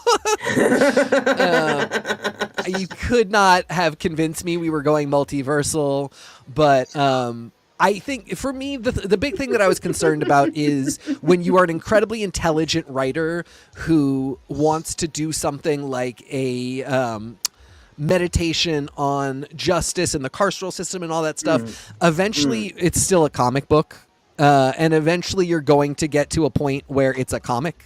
And oftentimes that results in, like, I'm terrified for Punisher right now because Punisher is doing a lot of similar work, but it's still a comic, and at some point somebody's going to push back against that work to sell books, and then we're back to kind of square one. I was very impressed with how Victor Laval transitioned us from that really more intellectual exercise into a series that honors that but is comfortable being a comic. That's a really tough dismount, and I think we'll have to see what the next thing is, but I think it was really well done. I think for me it was like a real surprise, like just when you feel like you've got your feet under yourself and like what this is shaping out to be, and not, I don't want to say a redemption arc for Sabretooth, but a kinder, gentler, more noble Victor Creed maybe, or whatever. It's like, not quite, no. And by the way, and here's like 100 creeds and different like, it was just so unexpected that I got to give props for that. Like that you put it very well, by twist, the plot twist is the Exiles book turned out to be an Exiles book. Especially after this big reveal of Graydon Creed, which I'm like tap that, right? Yeah, Like, weird deep here's pull, but he did it exactly right. deep And his- pull, perfect fit for like Orcus and whatever. Like it's so good, and that's something that I guess kind of speaks to something that annoys me sometimes when creators will do a deep pull or grab like a big character and then just not do much with it. You know what I mean? Like there were like recently, like John Sublime was in whatever Marauders. Mutants. No. Oh, you mean Marauders and New Mutants? And New Mutants. Right. Which, like, where's editorial on that? I don't know. Blame the sliding time scale, I guess. I don't know. But also, it's like if you're going for like John Sublime, the bacterial, prehistoric, blah blah blah, like you gotta do something more than like have him on panel for 3. But I digress. But that's kind of what I feel like happened with Graydon Creed here. It was kind of like you could have done so much. Like, give me Graydon Creed shoving baby food in Victor Creed's mouth, a la Strife in Yes. Future Song. Like, give me some long tortured purple prose about his daddy issues. Like, we can sit on that for a while. We don't have to bring in like 87 versions of Victor, but we have them, so I'm good with it. Victor Laval definitely has earned my faith and my trust as a reader. I've just loved the Sabretooth series. I'm very excited to see where all this goes. So I'm really glad he's in the writers' room. I also wonder about the nature of the carceral metaphor of the inescapability of who we are. One of the big things is that Sabretooth is a parallel for Wolverine in a way that leads to some interesting, like, manifold construction, right? Where they kind of can't avoid the cyclical nature. And something we just spent several years doing is that the Logan is a thing. The Logan is a thing. And there are people who are the Logan. And it is a code. And it is a quality of person. And Sabretooth has time and time again proven that, sort of shy of 1 or 2 Sabretooths, Sabretooth kind of is always garbage. And I wonder about the nature of Sabretooth not being able to avoid Sabretooth. Is Sabretooth prisoner within the construct of Victor Creed and the role cast for him, which is one of the things that Victor Laval posed in The Adversary? Is the role of Sabretooth as the incarcerated man, as this stand-in for the receiver of injustice, whether or not he is a good creature, is he able to escape that? And I think no. I think ultimately our Victor Creed's bloodthirst is the ultimate shackles on him, that he'll never be able to stop drawing blood. He'll never be able to stop the cruelty. And I think that's his damnation at the end of the day. It's very, it reminds me a lot of that Ursula K. Le Guin, Those Who Walk Away from Omelas, in the sense that in the way he was dealt with by Krakoa initially as well. Like, they didn't want him, so they just tossed him into a hole where he remained, as far as they knew, inert but awake, which is horrific. A horrific way to treat any kind of like sentient being, but then refusing to deal with the problem. Again, Sabretooth is always the character who no one wants to deal with, and everyone just wants to try and like trim the nails of and be like, fine. I like that he's off the leash, and now those chickens come home to roost, because he's the villain that Krakoa deserves. I'll say this, he's the most memorable Iron Fist villain of all time. And a big part of why he ends up in the hole and why he's like the first, recipient of Krakoan justice is because he had very little to offer Krakoan society. Yeah, they just didn't like him. It's like, yeah, you're like a less effective, more, offensive and psychotic bunk Wolverine. It's good. We don't need you. We'll deal with Sinister and all his, eugenics shenanigans, because we kind of need it for other things. But like, exactly. And you have fleas, and we don't need you. It's all fine. You're going to be a shining example of mutant justice. Well, it says everything about a society when they feel that people any kind of person can be disposable. And for a nation that is saying we are the first mutant nation and we champion all mutants, except for that one over there and that one over there and that one that we're going to stick in the hole too. Like when you start treating people as disposable, your mission is hypocrisy. Like, the. Well, and I want to point out that you guys each said something that I think is spectacular. My whole thing is that Sabretooth is always just sort of mimicking Wolverine in these half measures, whether it's they attach Sabretooth to things that they had Wolverine do and they make Sabretooth the good guy version. But two things that Sabretooth did first is get thrown in the pit and have a psychedelic experience with Krakoa, which he did before Wolverine did in this past arc. And number two, this is a weird one, but Mr. Sinister is deeply involved in both Sabretooth and Wolverine's timelines.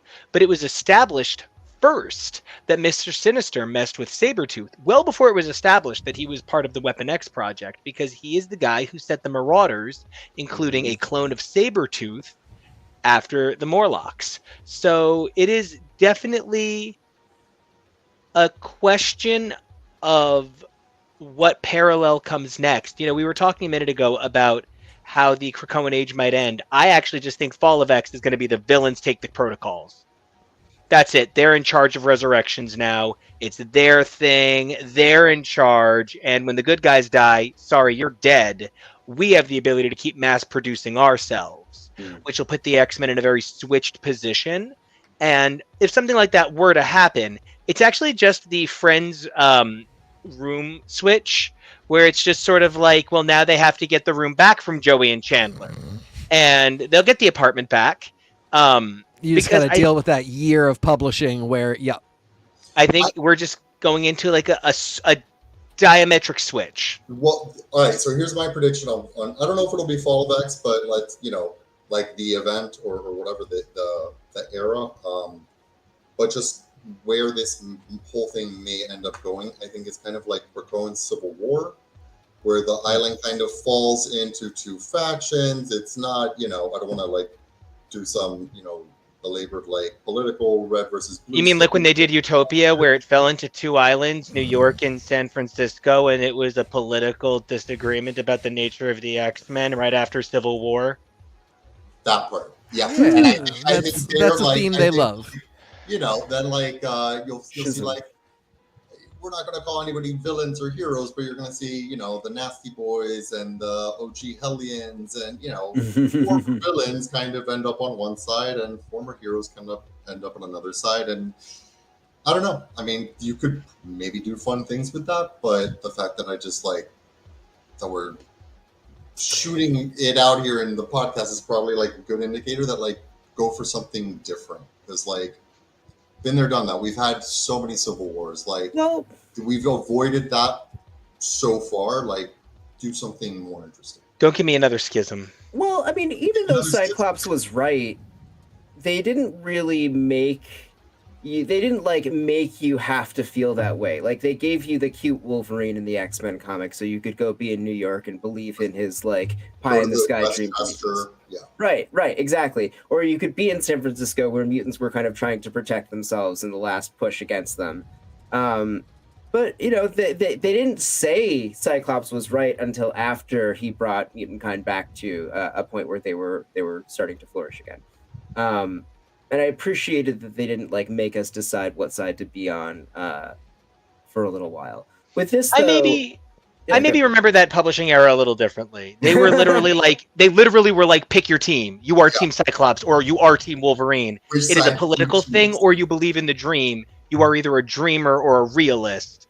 And like, they literally were like, pick your book in Regenesis. But I didn't think it was a right or wrong. Like, it's like, it was just pick sides isn't necessarily one is more right than the other. I mean, I guess it is inherently if you're picking one. But if you're stepping back and you're like, you're both stupid, but Cyclops is right. Both stupid. Well, at the same time, I don't know. I think we got to take a look at Cyclops being like, yeah, you're a child. Here's a gun. Go kill someone. Like, we do have to talk about like the questionability of the hyper simplistic nature of the presentation.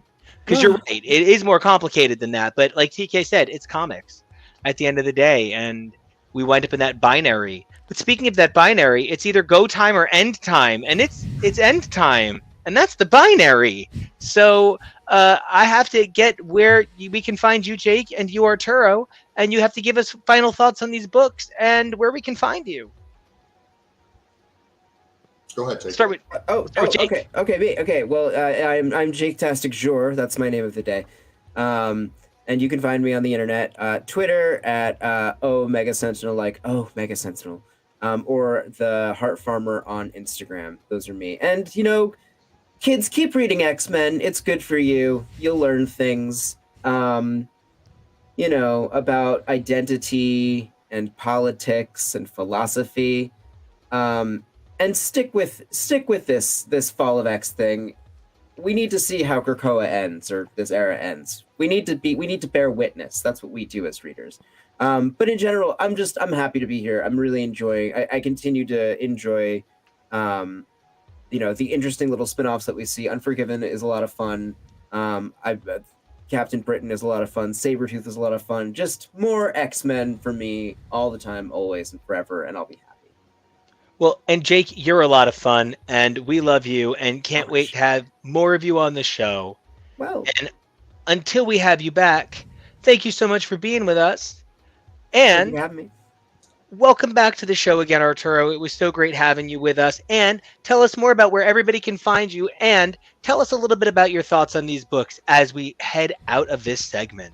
Well, it was so great being had, so thank you for having me. This was really fun. Like Jake, I continue to love all this. I'm Arturo. You can find me at Mr. Toybox on Twitter and Instagram.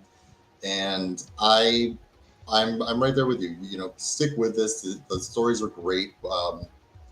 You have to show support for the creators that you like and the stories you want to see, to see told. So I'm sticking with it. Excited and also scared to see what happens with Fall of X, but it's comics. We'll keep on rolling, baby. It's all good. Ups, downs. That's the name of the game. I love the two books that we covered today. In varying degrees. My one, pet peeve, and Marvel, if you're listening, I know you're not going to pay me any heed, but please bring back long-running titles. This shouldn't be Captain Britain #2. This should be number 49 or whatever the fuck. Like, give Tinny some runway, give Victor Laval more, not more, give them both a whole shit ton of runway, and give us longer running titles, because I am so sick of getting a #1, or what, we have how many #1s on the slate now for Fall of X? Come on, babe. My ADHD is doesn't fit with that. Give me straight numbers. It's part of why I keep saying they either need to advance the medium or they need to stop pretending that they're doing new things. If you're just saying, oh, look, we've never done it with this kind of body horror before, you're not really doing anything new. And, to that end, I want to thank you guys so much for being with us this last half an hour to hour, to skin to toe, to thigh to mind. And it was so great having you. And we will have you both back very soon. And until then, we are going to roll over to some new titles. And those new titles are, where the sex and violence and bloodshed really come from for this title for this episode. And I am so excited to welcome two more voices to the show. It is always so exciting to have Tori Sheehan in 2 segments in an episode. So I'd love to welcome Tori to the show, and in an unbelievable return, maybe marking the furthest apart appearances on X's for Podcast to X's for Show, I am Gay Bones to welcome a Blake of Blake's Buzz back to the show. I'm back, baby. Blake. Hi, Blake. What's up? Look at all you beautiful people. I'm so excited. I've been excited all day. Like it's X's for show, more like X's for fam. They always let you back. That's how I feel. And I just got to say, still with us the whole time. Here when I wasn't here, man, those tech problems, that was real hot. I switched headsets and everything. But TK, you held it down so hot. Thank you. I had it as soon as I got disconnected, I opened it on my phone, and I was like, watch. Okay. I had Tori with me. I knew I was safe. Yeah, when all of a sudden Tori popped in, I was like, okay, I can put the phone down. Okay, so we are You ready here. for this, Nico? No, No. I'm never ready. It's a lot. There's a lot to talk about. I dropped into It's the messed chat. up from this. I dropped into the chat 0.5 seconds after I got through with this. Yes, you did. Okay, so let's throw it up. We have the slide for this incredible segment that we're about to look at. I'm over the moon. We're going to be taking a look at Daredevil, Punisher, and Punisher War Journal. That's going to be Daredevil number 9, written by Chip Zdarsky, with pencils and inks by Rafael de la Torre, colors by Matthew Wilson, VC's Clayton Cowell over on letters, and this run ends in August with, I guess it's going to be issue 14 or so. It's kind of hard to guess. We have Punisher number 10 by Jason Aaron, with continued incredible art by the team of Paul Azaceta and Jesus Seis, with colors by industry legend at this point, Matt Hollingsworth, VC's Corey Pettit on Lettits. And this run ends May 2023. Man, we're talking about stuff that we love ending. And for maybe my favorite cover of the year so far, we have Punisher War Journal Base, written by show favorite Torn Grunbuck, with pencils and inks by Jabril Morissette Fan, doing the best damn Steve Dillon I have seen since Steve Dillon. Also incredible colors by, again, industry legend who's worked on these titles a million times, Matt Mila, VC's Corey Pettit, showing his face again, hey. And then previous issues, of course, are Punisher, War Journal, Blitz, and Brother. I just think it's so great that Marvel has Torrin Grunbeck co-writing in this era of Punisher. Okay, enough talk. Blake, I believe you read every word of Daredevil to get here, and Tori just did that last week. So this is the second time in a row we have somebody on to talk about Daredevil who read every issue to catch up. Do it! Yeah. Oh my. I mean, it was like between that and Punisher, I think it was over 60 issues. Yeah, it didn't feel like it, right? Like that's the good kind of homework. But oh yeah, I've read a few issues of Chip's Daredevil run when it started, and then I kind of fell off of it, and I was like, I'll read it on Marvel Unlimited eventually, and then they released the hardcovers, and then the hardcovers sold out, and I was going to buy the hardcovers, and I didn't do that, and it just kept getting pushed back into the scheme of things. I haven't read his Batman either. I'm like this huge Chip Zdarsky fan that's just like doesn't read his work. That makes sense, right? But yeah, I can't believe how freaking good this run is. Like, the hype paid off. Like, no flat issues, no slow pages. Matt at his weakest, the Catholic guilt at its strongest.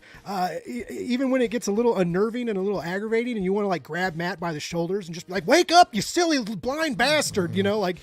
But I love that. I love the reactions he gets from his audience. Like, Chip is so good at that, and he really knows how to write Daredevil, and it was a joy to experience everything, like through the main run, through Devil's Reign, through the new stuff with the hand and the fist, and where we're at now with the Punisher run. And I didn't know these were both ending this year. I thought. I assumed we kind of didn't until like a few weeks ago. Oh wow! So they just announced it like recently then that they were falling off. That's crazy. Well, we knew that Punisher was only going to be 12 issues from the jump. Okay. And that always made me think that it was to be coincided with what was happening in Daredevil. But I am really beginning to think more and more about the nature of the engine. Right now, when I say the engine, just like the general comic machine. And we know that creators will say, ultimately, that 3 years ago they contacted me for the first time. So 3 years ago, you started talking. So 2 years ago, you started turning in your stuff. So 1 year ago, you started firming up what was going to be like your run. So you're a year and a half out when the book finally comes out. So then when a guy like Zdarsky says, I'm entering phase 2 of what is a multi-phase epic, and within a year, they're like, oh, he's leaving.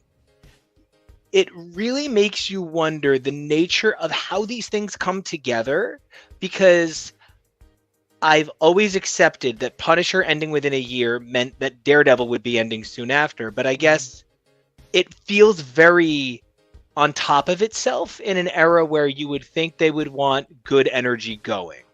Well, and the other thing I think to keep in mind is that gives us a solid year or so, maybe a little bit more, to get Daredevil ready for his MCU debut, and Punisher won't be far behind in some capacity or another. So these runs are obviously not going to be anything close to what those initial Daredevil or Punisher stories are going to be. So we are going to need that year-ish on-ramp to kind of get people back to a version of Daredevil that they can associate with the one they're about to see. That's kind of a bummer. Honestly, like both like that. One of my favorite things about this new Punisher comic is how not like a Punisher comic it feels. Right, it almost feels revolutionary, like Rick Remender when he put with Frankencastle. Right, just like when I first read that, I thought I wasn't into it at first, and I was like, no, like I want guns and sadness and murder and like, and then as it went on, I was like, okay, this is genius. Like he's doing something totally fresh, totally weird and different, and that's how this feels. Like this god tier Punisher with powers and burning eyes, and he can fly, and like what is happening? Like, so I have to. So okay, boys, gorgeous boys.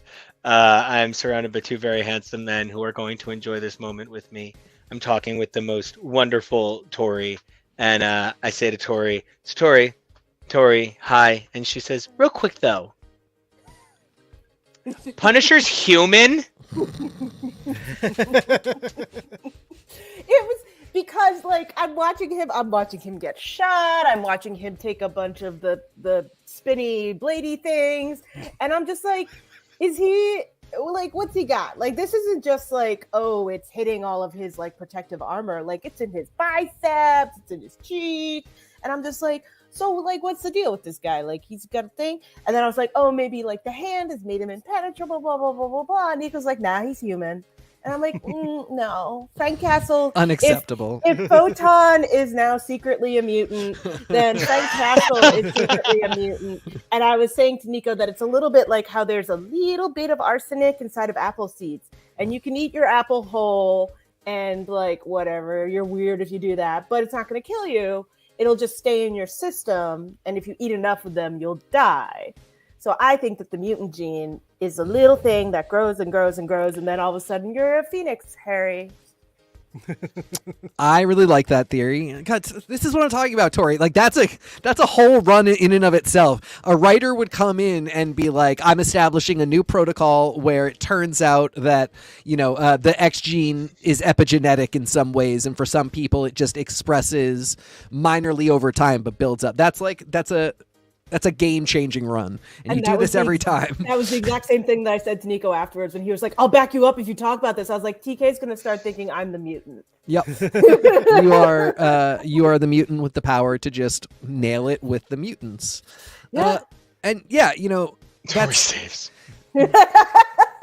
Frank is such a silly idea, and then it's such an offensive idea, and just everything about Frank is the worst. And then you get to this run that is willing to acknowledge that and say, yeah, it doesn't make sense that he's godlike, so we got to make him an actual god. And then, it doesn't make, he's not redeemable, so we have to really explain to you in detail why he is not redeemable, just in case you are, for instance, a law enforcement officer who likes to wear a Punisher logo and then commit crimes as a law enforcement officer. At my gym.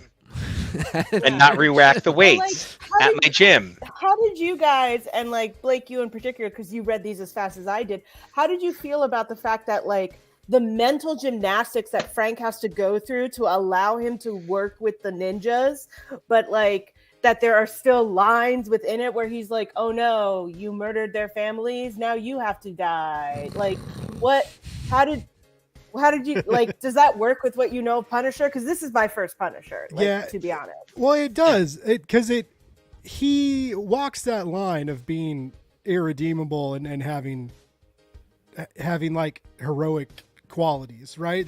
They're few and far between, but it makes sense, right? We know that this all spins out of trauma. We know that he does have a code. It's a loose code. It's a very fast and loose code, and it's Loose. but it's, you know, he does, like, you know, he won't kill kids. He's you have to be bad, like pretty bad, you know, and like he'll almost beat to death drug dealers, but won't necessarily murder them, right? Like he like saves the murdering for like terrorists and abusers and you know molesters and things like. He has like a large. Great. Now we'll never be able to monetize. Yeah. but this run was, I really did. They are really vilifying him. Villainizing isn't a word. But you know, it could be. But they're vilifying Here it is. him. He has no redeeming aspects, right?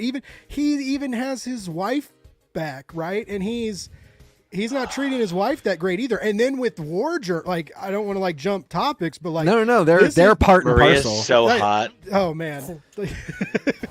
But this new deal of War Journal, I mean, the only redeeming aspect I've found is that when his dog dies, he's sad, and that I really didn't expect that. Like And like one of the things I find so interesting about the war journals in particular is that they will really, that's where you really do a lot of the like, yeah, bad stuff happened to Frank. It's still not okay to murder people. Yeah. Yes, he was traumatized by the war. A lot of people were traumatized by the war, and they don't turn into the Punisher. Mm-hmm. So yes, Frank gay in experienced middle trauma. school. What's that? I was gay in middle school. I get to run experienced tolls and trauma. never pay any subway tokens ever, but I'm still gonna get stopped by an angry MTA officer. And this Based especially was really the one for me where I felt like they were so clear about this guy is struggling. He's having a really hard time. He still loves to murder, and those one thing does not justify the other. Yeah. Even if he loves his dog, it doesn't matter. He spent the whole night murdering because he wanted to. Mm-hmm. And I love that he's like, I kind of cheat on my wife with killing. Oh my Here's God. the thing. Oh my god! And I love that she gets it. So She I does. love Yeah, that she gets it. yeah. Because she That could was spend tw- her that was a whole time twist. being like, I don't know. And I don't know. And then she's just like, "Oh, Daddy no. kills and Mommy like." I was And like, when she was okay. like, It. I am the Punisher's queen. Take me everywhere. Yeah. Show me the dead babies. And Yes, her new but- outfit, like her sexy Her high hands, priestess like, redux. Her Oh like, my her like, oh, I hear there's 2 Daredevils now. Let's be 2 Punishers. Like taking that on. Well, and I think it speaks to the fact that, like, again, there's not there's no good people. There's people making choices, and she's making the same choices that Frank made. Who knows why? Sure, like, we're God, not in her exactly. psychology, but she is making the choices, and Frank made the choices, and that's what it comes down to. What if it's that Frank is driven crazy by having been a part of guerrilla warfare, and she was forced to live in guerrilla warfare by Frank bringing it home every night? So now she's a Punisher the way he is, and the hand is the arsenal she stumbles into. Like, that's where we pick up after 12. Yeah. Yeah. Oh my God! What if she was a new? What if? Yeah. What if she's the new high priestess? I would not the high priestess. What if we got What a if she's the new female Punisher? Punisher? What if we don't Yeah. have? What if we if have- we don't have Frank Castle as a Punisher? We've already taken the insignia from him, right? His that iconic skull I'm in. is not on his chest anymore, right? So we have removed him as almost as far as we can from that traditional Punisher role. He's into like a super villain role now, right? He's got powers, but I think she might end up having powers too. Like, Yeah. she's getting injected yeah. with this not Lazarus serum. Sorry, I read DC comics too, but it's very there's some similarities. It's hand nonsense. It's hand nonsense. The hand loves hand nonsense. And also, but like You're the doing a hand, hand is job on apparently- her. the hand is apparently bad at kids, and Okay, she's forced okay. to go through dozens of I'm iterations. dead for this from you. So this Punisher run, I have always loved the Punisher as like you should point at this and say this is disgusting, and it's been hard to find people who understand how disgusting the Punisher should be. Because like I do appreciate your take, Blake, that the best runs of Punisher have many runs of Punisher actually have a code, but I think many runs of Punisher have what I call Batman Begins syndrome, where they say that Batman didn't kill anybody in Batman Begins, but I literally watch him drive over multiple cop cars in an armored tank. Oh, okay, I forgot. Pancake is still an alive version of a person. So he does get a little murder happy, right? No, yeah. Well, and like over decades, everybody's going to write a different code, and nobody is willing to account for that as a writer. The fact that like minor tweaks mean the difference between murder and, and not murder, leaving somebody for dead to the point that they are going to die and not doing anything. And it's just been so long that these different writers are going to have slightly different codes for the character. But now the Punisher has all the power to do everything he's ever wanted to do, and he literally can't die. And they told him they'd bring back his kids and his wife, and both things went wrong. This is literally a story about punishing the Punisher and nothing else. The punishment is upon Punisher now. And Tori, I have been waiting to get your take on these effed up babies. What did they look like the first time? Right. And why and how he must be saying to himself, Should have just taken them. I wanted, like, this is the greed that sits inside of him that comes out. This is all of that. This is the it could be better. This is So good. He's not doing the Orpheus Eurydice quite, but he's right on that line where he's like, no, I can walk into hell and I can get whatever I want back, and don't you worry. And if she gets too quiet, I will look back. And he doesn't remember the end of those tales. He doesn't remember how it goes. And I think I think Blake's right. I think if we're probably gonna lose Matt, we're probably losing Frank, and I think they're both going down. Please let Matt die. He needs the rest. He needs a nap. I do think Matt will be dying, and I think Daredevil in hell, like he needs that. Like, I think it's really interesting that at this point, this month is where we've kind of established that even though these two books were really intertwined and very important, it actually turns out that like whatever the Hand is doing with Frank was just one project that is now failing. And there it is. The Hand's Punisher initiative has failed, and now Daredevil is going to, like, Punisher's not going to be the ultimate villain that Matt and Elektra face. He's going to be like, whoops, we like write that one off, we're done, and it's going to end with him, Frank in the most pathetic place he's ever been. And now we're looking, this issue of Daredevil really is the one that is like, we now need to know what the actual fight is. What we thought it was is done, and what is it really? I also want to know who's real, because I'm at like 6 or 7 Cylons right now, and I don't know what's going on. The thing that took me a minute was realizing that Foggy and Stick were always just sort of like part of the Hand's machinations. It makes me think that the actual plot has already happened. They needed Matt and Elektra to do this spell to destroy this talisman, to reborn the Hand, and they tricked them into doing it. And now whatever happens is Matt and Foggy, geez, Matt, I forgot, wrong couple. Matt and Elektra are off book, and the Hand have no idea what there's coming for them. Because the thing I keep saying to myself is, well, the Hand makes a fist. So, the fact that these two terms are so entwined, I really feel like we're not done with that aspect of it. Well, there's also that notion of the hand guiding the fist, right? Yeah. If you take like a fighter pose, right, you have your guiding hand out and your fighting hand is cocked back, and you follow through. Like there's an interconnectivity there that it can't be dichotomous, right? One can't be good, one can't be bad. There's not even it's all in this gray area. And what I find interesting is, when we see everything's like full blown spoilers, right? Like, yeah. I don't have to be careful. Okay, so No.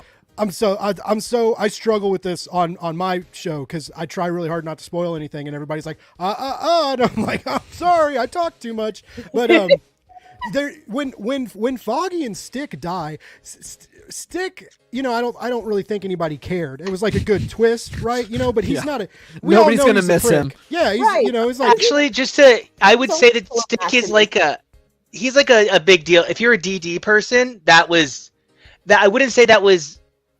That's the only father figure in the entirety of Daredevil that would hurt I guess anybody. that's true. Yeah. I mean, I know there's history there, yeah, but Did they get clear on when they were dead?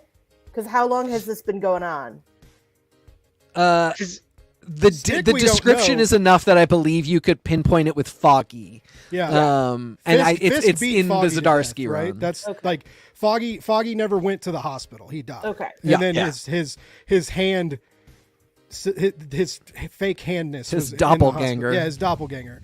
But it happened very quickly. And this could have been too because I was binging it and I was reading it quickly, not only because I had to get it done, but because like once it started moving, it was moving. Yeah, it's you can't very stop hard it. to slow down those pages. But like I was like, oh no, Foggy, but it didn't really have that emotional punch that I was like when I think back to like when Foggy had cancer, right? Like that hit a lot harder, and the cancer didn't even take him, right? That was a big deal, and maybe that was because it was more drawn out. They'd spent more time with it. You saw Foggy like get thinner and lose weight and look emaciated, and then slowly start to come back. This was just so abrupt. But what I'm interested in is there's these big bombastic fight scenes, right? And there's dragons and there's monsters and there's gods, right? And there's all these crazy things and supervillains and ninjas. And I feel like it's a big misdirection because I'm with you guys, like thinking about who the real villain's going to be, who the real protagonist is going to be, and how that final showdown is going to happen. And I feel like it's going to be much more grounded and intimate than we're all expecting. Like we're zoomed out, right, on this huge drama between the hand and the fist, and there's magic and there's gods and there's unlimited murder and unlimited danger and tension. And I feel like these next few issues are really going to take us into like a lot more humanity than we've been experiencing. And I feel like we're going to get that. I mean, I guess what we really feel like we got to get it from Elektra, because Matt's not who we want him to be right now either. Frank is, I'm with you guys. I think he's going to be broken and brought down somehow, right? Oh, cowed. Like, yeah, he's got to be So laid out. cuckolded. I mean, like seriously, like this expression of his masculinity is this power, and he's using it to impress his wife, and she's just like, "Nah, baby, you're not that powerful." Yeah, she doesn't give a shit. Like, and the high priestess keeps being like, "I'm actually running the show," and then Akka is like, "I'm running the high priestess." Right. Mm-hmm. And then on top of all of that, no, I'm going to get into it, but we do see the Beast in Wolverine comics. So, like, the point being, like, Frank couldn't be less important. Things are happening all around him, and he is just so tricked. And Wolverine's going to come for Frank at some point. So, like, that's also happening eventually. Well, that's happening now, like, at the end of 10 and at the end of Daredevil 9, like, the Avengers are there. Like there's these next. I'm very excited. I'm so glad I'm caught up now. Right. So like next month I get to like, I get to go all in. I get to get naked and jump in that lake. And come on back and talk about it. Yeah. I if you'll take me, you can have me. No shirt, no suit, no shoes. You can come be on the show. Right? So I do think that is something that's really fascinating. Daredevil and Punisher are both usually defined by wow, binaries came up so much this episode. The definition of the binary of their masculinity. Daredevil is the faggiest straight hero, and Punisher is all dicks and balls. And so when you have these two characters that represent this, and now we're seeing the role of Maria increased septuple fold compared to her biggest moment. Mm-hmm. And I mean, Maria is having a moment that can only be explained as Mary Jane's involvement. I'm sorry, Aunt May's involvement in Trouble. And so then we've got Elektra, who's playing this incredible role as the female Daredevil counterpart. These characters are being defined by the women in their lives right now in a good way. Thank goodness for these women. And now we're seeing the reckoning of justice come for them. So these men are both being put into classic hero tropes where their women have to do what's best for them and work behind the scenes to take care of them. The law is coming for them because they couldn't handle their power. And yet they're being told as two different sides. Matt believes he's working for angels, but we know he's not. Frank believes he can handle working for Satan, yet we know he cannot. The duality here is that no man is capable of being greater than he is, and yet both of them are bound by this need to be so much more than they can. I think it really is why they hate each other so much. Yeah. Also, like the whole predestination motif is really, and like with Goldie, and then finding out that the hand was with Frank at the beginning. I was kind of irritated when the rug was swept out, when they make you think that the hand was the one that killed his family in the park, and the archpriestess actually stops that from happening. That was a real, I liked it, right? It didn't, it was jar, like you think you know where it's going to go, right? But that's think good, you know, good but writing. You have no idea. Yeah, this is the diary of the Punisher. And I think I would have been really I was upset for a second. I was like, Aaron, you're batting, the perfect score here, and now you're going to do this, because then it becomes this whole thing where like Frank actually is a victim, where the forces conspired, and the fact that the last minute she goes no, he has to make the choice to be, he has to experience life and have tragedy happen and deal with it really poorly. That is the only way that he can be the thing that we need him to be. And again, I don't think it's their God. I think it's their patsy. Yeah. I like that. This is why I love shows like this. Because you go in, I'm like, I did my homework. I'm going to say some smart shit. And then you guys make me realize I'm not that smart after all. I'm sitting here going, write down the things Blake said. Bring them up next week. Write them down. Don't worry, I record these, so I will make you a montage. So now let me ask you guys a question about the nature of the hand and the fist, Daredevil, Punisher, Elektra, etc. One of the things that this has afforded Marvel over the last couple of years is a distractible opportunity. The Marvel Knights corner of the universe is so frequently shunted to the side. And that's because comics worked so well in compartmentalized form for many years. It felt unnatural when you would see somebody cross over in a way that didn't make sense. Tori just read Dead Man's Hand, which is a 90s Daredevil, Nomad, Punisher crossover that is just terrible, honestly, just truly bad.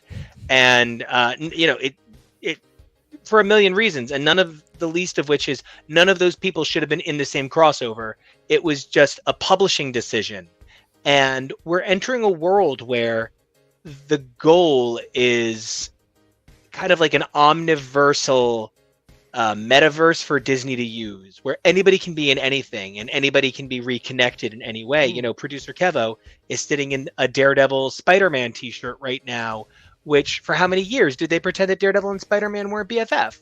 No. And I think what I'm trying to ask is, do you guys maybe see these two runs as Marvel's last boutique hurrah on two characters who have been boutique since truly the Marvel Knights iterations in 1998 with Guardian Devil, Welcome Back Frank, boutique just meaning, very off to themselves, they like to charge a little bit more for them. Not that, anybody on the panel didn't know, but just in case anybody at home wasn't aware of, boutique comics. How do you guys feel about the nature of these two very boutique, very almost couturier titles? Frank Miller made them both very magic. And now we stand at the possible fiend to that scene end. I think it's exciting. I'm trying to think. In the back of my mind, I did think that like Matt could die, but he never does. It's always because it's always the people around him, right? Like that's his trauma, that's his curse. He's always resurrected by the hand the next issue, literally. Yeah. So, but I'm wondering, right? What a Marvel lineup without Punisher and Daredevil would be. But I'm also reminded that we've got another Daredevil who's amazing, and everybody. I was going to say, I think you'll see a Punisher and a Daredevil. You just won't see Frank or Matt. Yeah, and so I that's exciting to me. I'm like already imagining like the piss baby fanboy like clash of like my Daredevil's not a woman, like like her boobs aren't big enough to be Daredevil, and I'm like already excited about all that. Like bring it on, you little pricks. I nominate Daredevil. Daredevil's got to be Daredevil. I think Daredevil. He can hang out with Throg. Yeah, I love it. Yeah, like a Muppets, a Marvel Muppets cinematic universe. Nope. I'd watch it. But I'm unemployed, so I got free time. We all? But yeah, I'm really intrigued, and it's funny that this is happening, and Nico's bringing up Marvel Knights because at Planet Comic-Con I went to this really great Marvel Knights panel with Jimmy Palmiotti and David Mack and Garth Ennis, and I learned so much about this period in Marvel. Like I never knew Marvel was almost going to go bankrupt. Like I didn't know that they were that Marvel was like in the same spot as a lot of small, indie publishers are right now, right? They were having trouble paying people and printing and worried about shutting their doors, right? And so they were like, hey, how can we sell comics? And JP and Quesada, like they came up with this fresh take on make them naughty. Yeah, make them naughty, make them a little adult, and that's all Jimmy talked about was how all they did was lie to editorial. Like editorial would be like, "Oh, you guys got to change this. Like that can't happen in a Marvel comic." And Jimmy was like, "Yeah, we'll take it back to them." And then they just sent the scripts out. They sent the pages to print anyway, right? And it was totally like punk rock and awesome. And yeah, maybe it is time, even though like financially they're not hurting right now, but maybe it is time to like shake it up again, much like they did with the X-Men several years ago, right? And like try it with some other characters, like get weird. The thing it led to though was like they literally wrote Black Widow so terribly that it was a crime against women. And like there are some problems when you go so off book, right? It's what led to 2 volumes of Punisher being disowned by Marvel and never referenced again because they were so off book. I do hear you, and it is interesting how it went from it was Marvel contracted them over the years to that they came to Marvel with a cool idea. So I love the evolution of story. This is something that I've been talking about where like songwriters, I love hearing what a songwriter says about a song they wrote in 1996. And then I love what they said in 2006. And then I love what they say in 2016, because it is usually 3 different stories. It might as well be 3 different songs. But I really hear you, because one of the things that I am so effingly frustrated with, and that's when I'm talking about these boutique runs, and what I was kind of saying about Fall of X, and I feel bad saying it, but like House of X and Powers of 10 did something dynamic. They decided to rewrite the status quo, but they did it without using the existing status quo. They used pieces that were there, like Krakoa, but that's not the same thing as that's what Krakoa always was. Mm-hmm. Even as much as I love this Punisher and Daredevil run, they still used the pieces exactly as they existed on the board. there really is nothing coming to shake things up outside of this. And I agree with you. I think we need more shakeups, because it's why I'm saying I'm just not excited about the next round of events. It's shake me up, man. Yeah. Well, and that might be what we are getting after this. I think Elektra Daredevil versus Maria Castle would be kind of a shakeup. I'm gayer for it. I'm gayer than I was 2 minutes ago for it. And Blake, as you said, like, Matt doesn't die. The people around Matt die. Great point. Finally have that moment, and this is something you've seen in other stories before, but where everybody around you has to be like, oh, he was the person that saved us and was kind of keeping things together. And without him, like, he gets to rest. We're all stuck here and have no idea what to do with ourselves. I think that's a really that's a plausible zone. But you talking about it, I like that idea. I don't know that I like the idea of, like, let's go back to basic. Like, if this ends and, like, Matt just moves back to Manhattan and, like, that would be a disservice to the characters, and it would be a real disservice to the work, the legit work that Jason Aaron and Chip Zdarsky have done, and this exquisite plotting and scripting, and not to mention the art teams that are helping them carry out their vision. Right, like these books are beautiful. The character redesigns and the outfit redesigns, everything is even though it's weird to call it beautiful, right? Because everybody's so bad, everybody's so we're losing redeeming factors for I love Daredevil. Like, part of me, like, aches, like, when I was just like, but I'm not one of those I'm not one of those people that will get mad about it, right? I will trust. Guess who writes better comics than I do? Chip Zdarsky and Jason Aaron do. Okay, that's why they make the big bucks. Wait, hold on. Can I get that as a quote? As a pull quote? Yeah. Can I use that? Okay. Let's add that to the Wikipedia article real quick. I know that for me, I very much believe that Matt's going down. I think for me, it's how long they let Elektra wear the red in Manhattan before 1 year. They bring him back into Mike Murdoch's body and he's no longer blind and he doesn't have powers anymore. And what does that mean? It's they just did this with Doctor Strange. He got 1 year. He got 1 year. And then, they can't really, I mean, maybe it'll be 9 months, maybe it'll be 14. I think it'll be shorter though. I do too. I think we'll get 6 issues of Elektra, black and red, black and the red apple. I don't know. Guys, have horrible news. Oh, yes? Gosh. What came out? What did they just announce?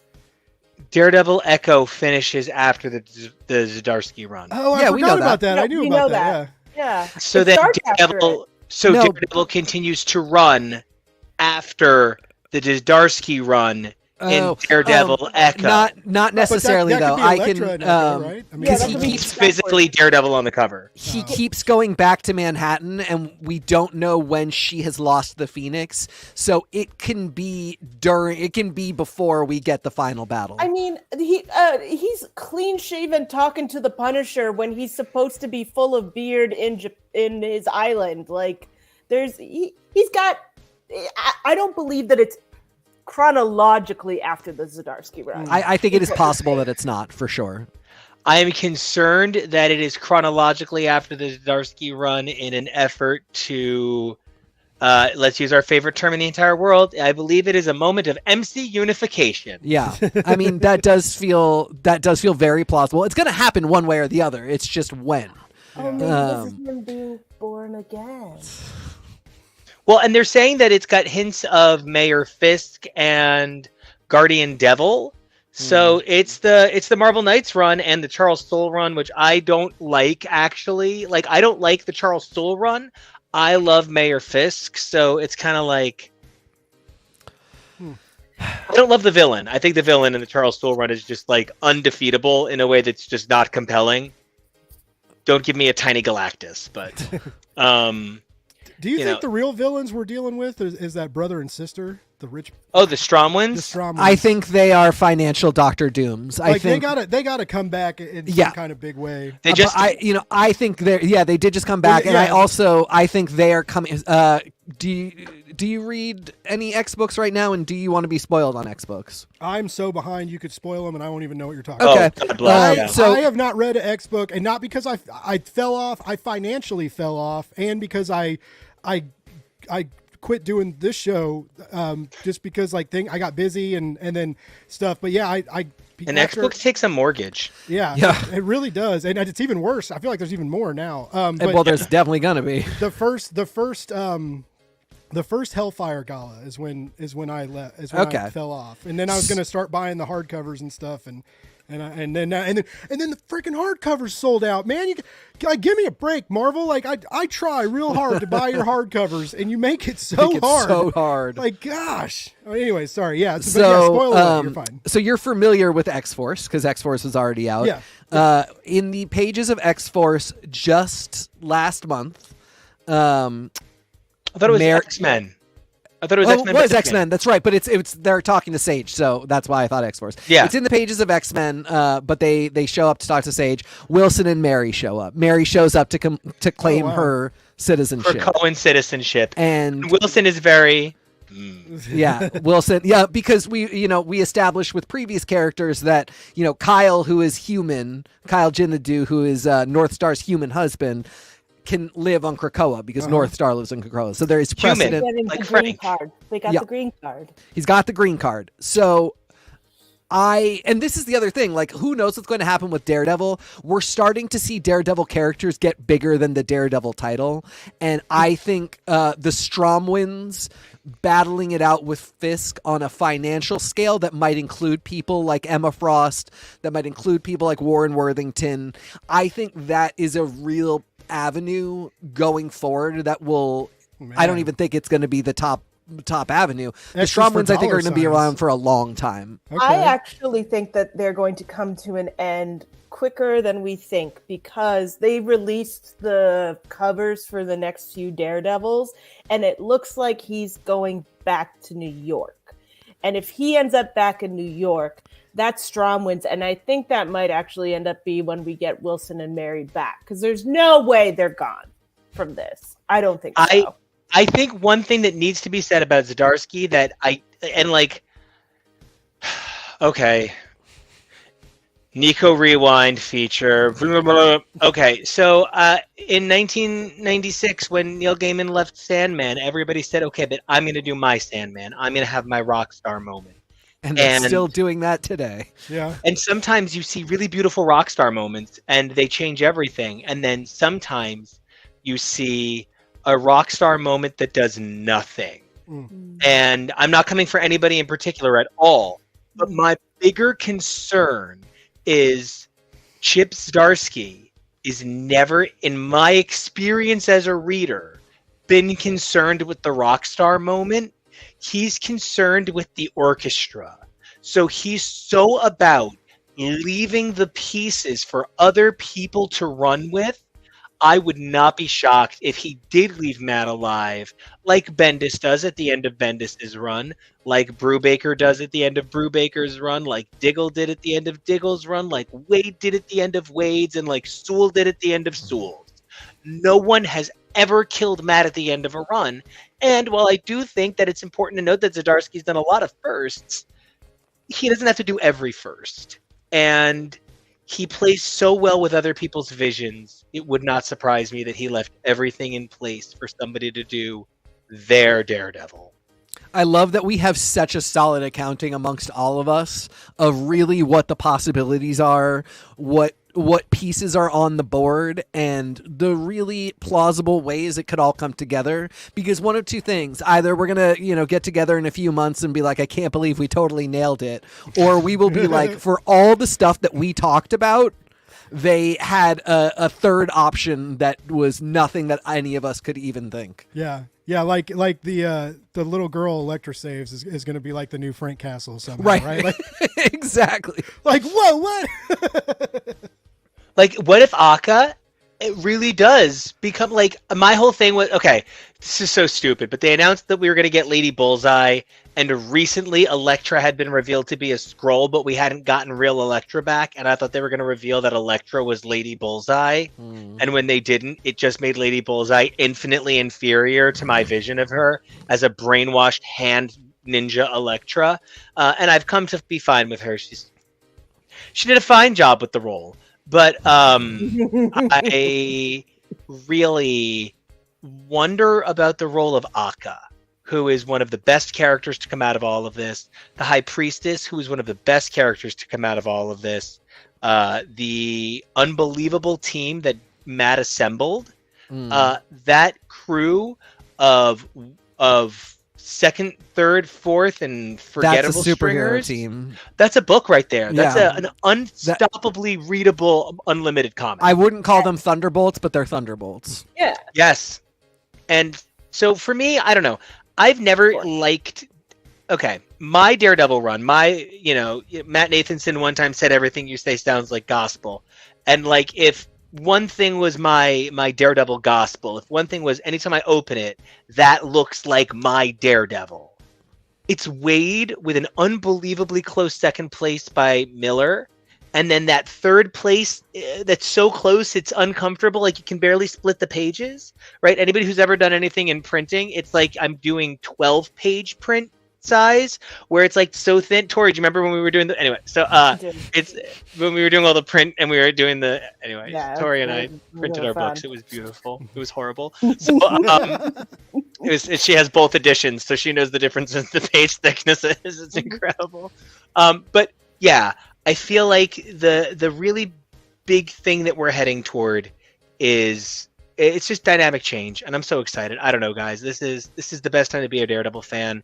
This is one of the 3 best runs for me ever, and I'm not like I'm the fanboy. No, this isn't something that's very impressive. Anybody can do it, and it just means I've done something. Anybody can do it, but I've read literally every issue of a book called Daredevil, and I think I've read just about every appearance he's ever had at this point. And this is one of the 3 finest runs for me, and I'm engaged. I'm excited. These are the kinds of stories that live in my heart. And I don't know. There's a multitude of value in a book like this. And the fact that I asked the 3 of you to join me on this. Blake, I know you read good comics, period. Right? And TK, you read what is engaging and new and dynamic, period. And Tori, you read Daredevil, period. Whatever Nico. I was about to say whatever Nico tells you. Whatever Nico tells me to read. That's the truth. So, I read Daredevil. The first comics that my dad ever gave me were Daredevil comics. It was Man Without Fear 1 through 5 and Fall from Grace. So Daredevil, 3? I think it's 319 to 326, right? But end of the day, it's just exciting to read right now, and just getting to share it with 3 people whose opinions excite me. I would love to move us to the end of our segment by asking for what your dream, cross ramification is. I would love it if Elektra stays Daredevil, and if Maria becomes the Punisher, and Matt and Frank wind up playing out the exact same thing in hell. That's my take. My nipples just got hard. Right? I can't. I don't know if I can top that. I was thinking you can bottom for it. I'll pull a switch. No, it's I like how everybody is trying to no kill. Everybody but Frank, right? Frank is on a kill frenzy. Frank is trying to extra kill. I like how even after the missions, Frank goes to the side murder buffet and just decapitates a room full of people to cool Comes off. for Lord Deathstrike for no reason. But I want these. I want there to be a feather that breaks the back, right? If Frank kills Matt. And that breaks Elektra, and Elektra has to kill Frank, and then Marie would take Frank's place. You know, like I want there to be. I feel like they've removed murder from every equation other than Frank, right? So the foreseeable play is for these goals to shatter, right? That this inherent goodness that, you know, everything Elektra did to gain Matt's trust, right? Like to watch that bleed away in a bucket of tears at the corpse of her, at the corpse of the love of her life, right? A big bombastic emotional moment that ends in like a gruesome, like stabs him 50 times with a blunt sigh, you know, like doesn't even use the sharp one, like kills him with the like in Robin Hood Prince of Thieves, where he's like, I'm gonna cut your heart out with a spoon, and he's like, why would you use a spoon, sire? It'll hurt more. And like I want that. I want, you know, something obviously not as cheeky, but like something. Well, Arturo wanted baby food a minute ago, so I'm completely with you. Cut his food out with a baby spoon, make it hurt like a bitch. But yeah, I mean, I think I agree with you, Nico. Like if they took, it reminds me that, you know, they're in the Ninja Turtles comic a couple years ago, they did Shredder in Hell, and Shredder's in hell going through like his past and haunted by all these demons, and it was really amazing. And yeah, if there was a Daredevil Punisher in Hell miniseries, and it would have to be a miniseries, right? It couldn't last too long because it would 13-issue maxi series like this Punisher is 15-issue maxi. Yeah, and then maybe like some side pieces. But yeah, I'm with you. Like I'm cool. I'd be cool with that. And but honestly, I think I'd really be cool with anything at this point. There's not much I could really think about that would turn me off at this point, right? Like I'm geared up and ready to go, and I'm excited. I'm excited to be a Marvel fan and to be caught up and ready to experience the rest of the story. And I'm nervous, like, you know, I'm nervous in a good way, and I like that, right? Like make first time nervous. Yeah, right. Like, you know, like what do they think I look like with my shirt off? Like I'm hairy and weird and squishy. You know, like what are they gonna? You know, am I gonna be good enough? Is it gonna be good enough? Am I? You know, think are we all Frank gonna likes get there? my balls? Should I have shaved? I don't know. I took a shower, but, you know, do I smell weird? I don't. You I know. hope you took a shower for Frank. He's covered in death. Yeah, He needs something fresh. Someone's got to smell good in that scenario. It's not him. I got side note, remember when they keep talking in War Journal about how he like works at the meat factory and he like Comes home smelling of awful. Goes He home smells smelling- awful. just like Punisher War Journal does so much to paint Frank in the absolute worst picture, and does it so well, right? It makes the suburbs sound like the hand captivity. And then Jason Aaron comes in and he's like, "You think that's bad? Like let's really party." And so yeah, I'm just you know, I guess what I really hope is that Elektra doesn't go anywhere. That's my main goal. I think she has sacrificed so much, come to terms with herself and her love of Matt and their love for each other, and you know, took on that role and took on that symbol. It started as a means to get him to trust her, but she started to care. She started to fall for Hell's Kitchen too. And you know, and she spent all that money, you know, even though it wasn't really her money, but she spent all that money, you know, buying All it money up to save it. is Elektra's money.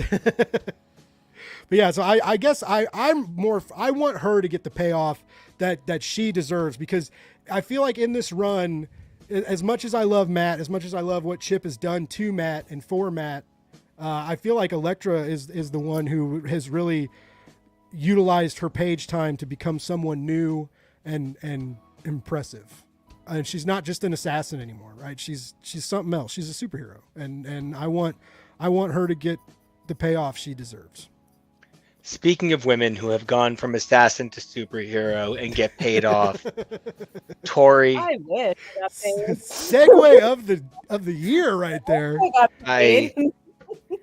I gotta know, you know, it's like I've said, you know, you're my Daredevil partner in all this. Like, you know, that's what we do. This is what we do. Like, Yeah.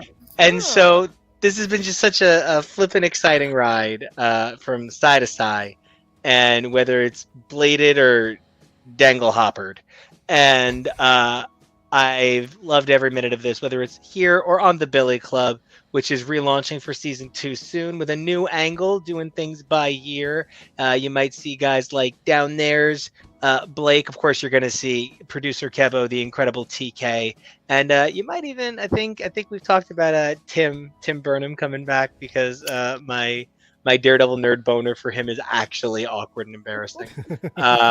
And that was Kevo showing a little bit of Blake's amazing channel, Blake's Buzz, where Blake has this amazing interview with the one and only Matt Kint. What a one-of-a-kind voice who's done some pretty brilliant Marvel work, but much better known for his indie work. I was so nervous talking to that guy. I was like, I'm nervous talking about him. He was awesome though. Like as a great.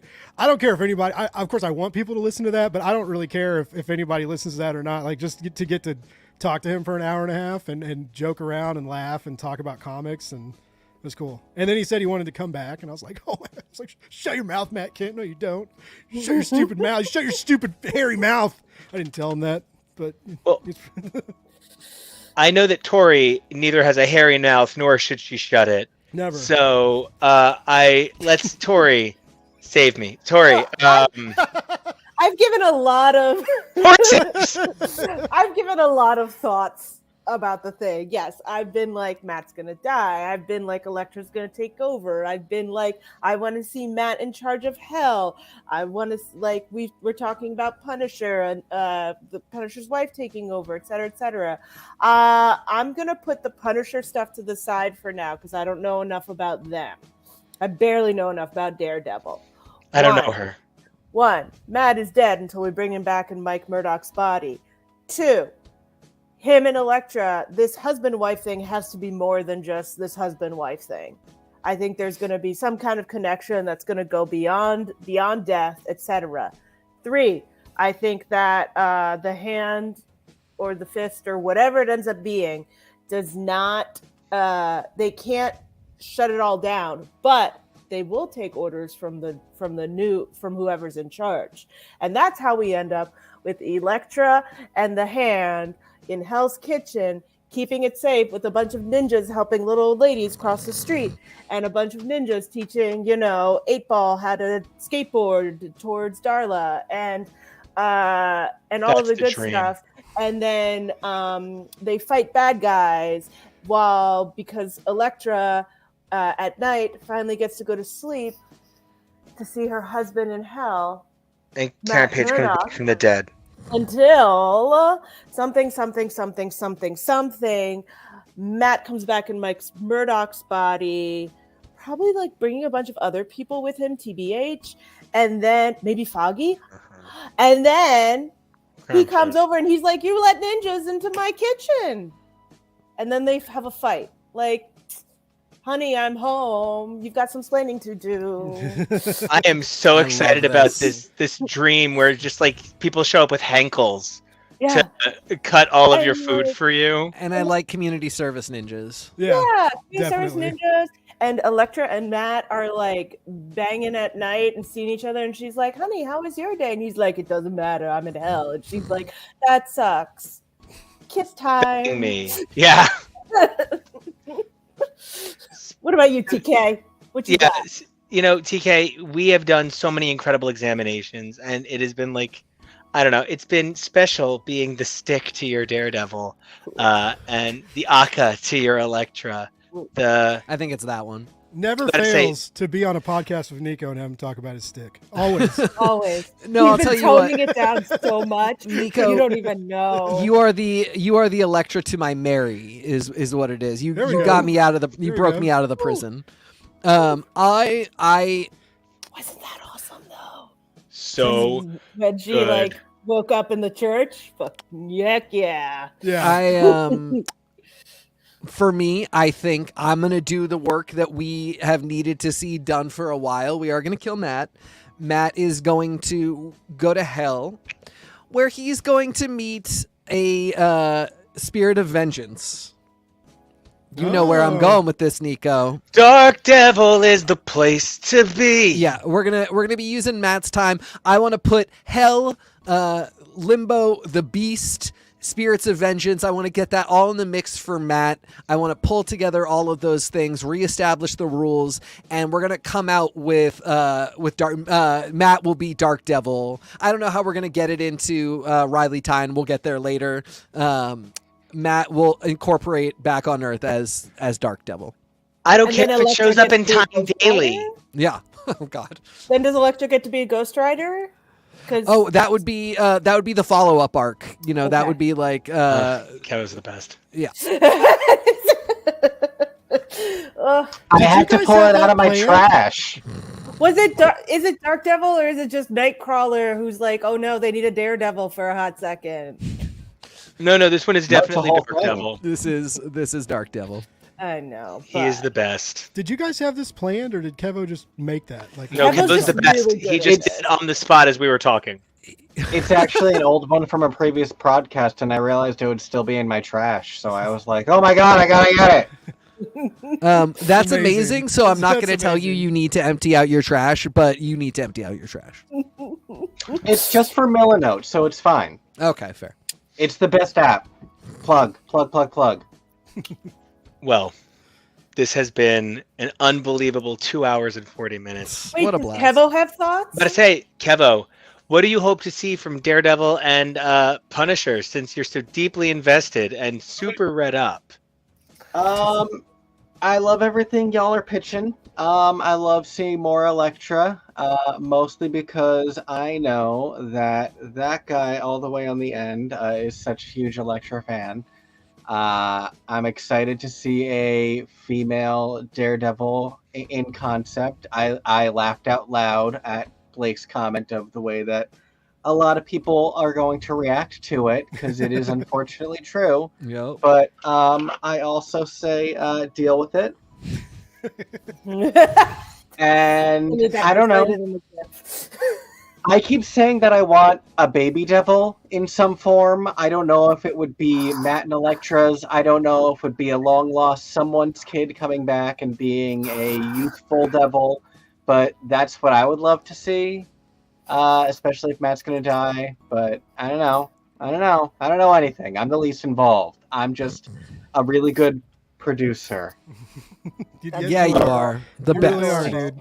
But also, oh no, a baby devil. Oh no. Oh no. I know. You can't even handle it. I can't wait till we try to handle it. But let's do some sign-offs. Special guest, guy who used to roll with us, now rolls so big we gotta have him on as a special guest. That's so great. Blake, where can everybody find you? Because we love you. It's so easy. I picked the right name. At Blake's Buzz, Instagram, TikTok, YouTube, Twitter. I'm almost at 5,000 Twitter followers. Once I hit 5K, Nice. I'll announce it right now. I'm going to give away Ultimate Spider-Man Omnibus because I have an Ooh, extra one. So awesome. I'm just going to give away an omnibus. If you guys want to follow me and get me over that hump, that's going to happen. And yeah, you can. I got the podcast where I do interviews, try and get them out weekly. I do live streams on the YouTube channel, and I think that's about it. Yeah, trying to do more TikTok and TikTok shorts because that's the trend, and you gotta be trendy or just die in the water like you're like a useless turd floating away in the sea. So you gotta try to do As the something. kids say, bet. Well, you heard it here Drive first. it till they feel it, man. Keeping you're keeping it trendy. on fleek.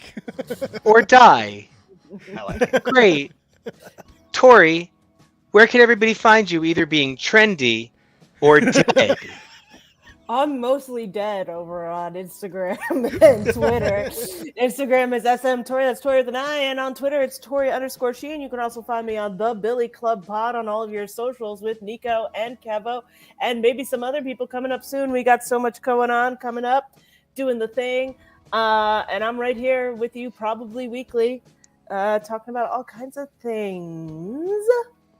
Where And can I we couldn't- find our hosts?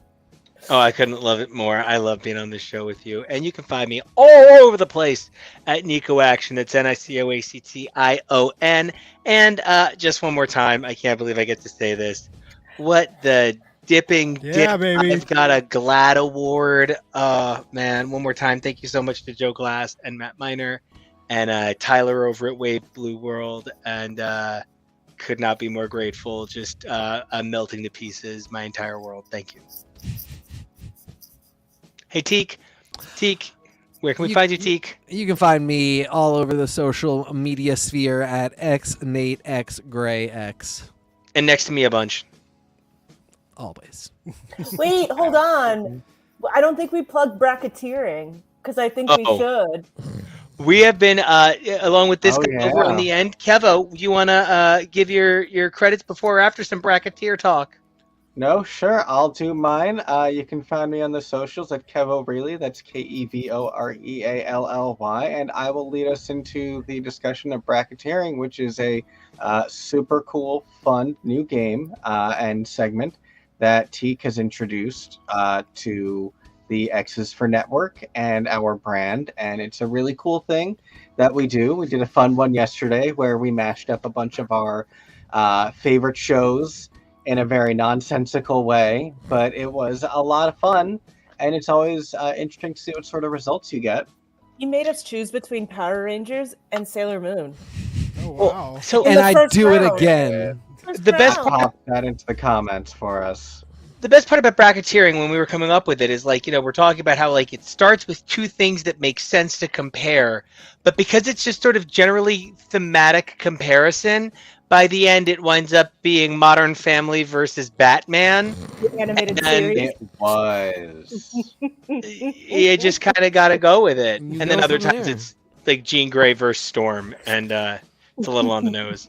But we got a lot more of those coming up. They're going to yeah. run the gamut from comics to games to TV to movies, colors, Good one. shapes, anything we can compare, we're going to do it. Sounds. we can even do the number of times we've tried to end this broadcast. 16 wave bracket. Because we all keep going. Oh wait, one more. I actually just thought of one, but I'm not going to do it. So Well, on that note, it has been amazing for the last 2 hours and 45 minutes. So until next time, keep those lights lit, keep those gateways open. Remember, it is not a broadcast if you don't try to end it repeatedly, but still want to talk to the same people and So broad. can't stop. You just can't ever stop. And until next time, see ya. Bye, kids. Thanks Have everybody. fun.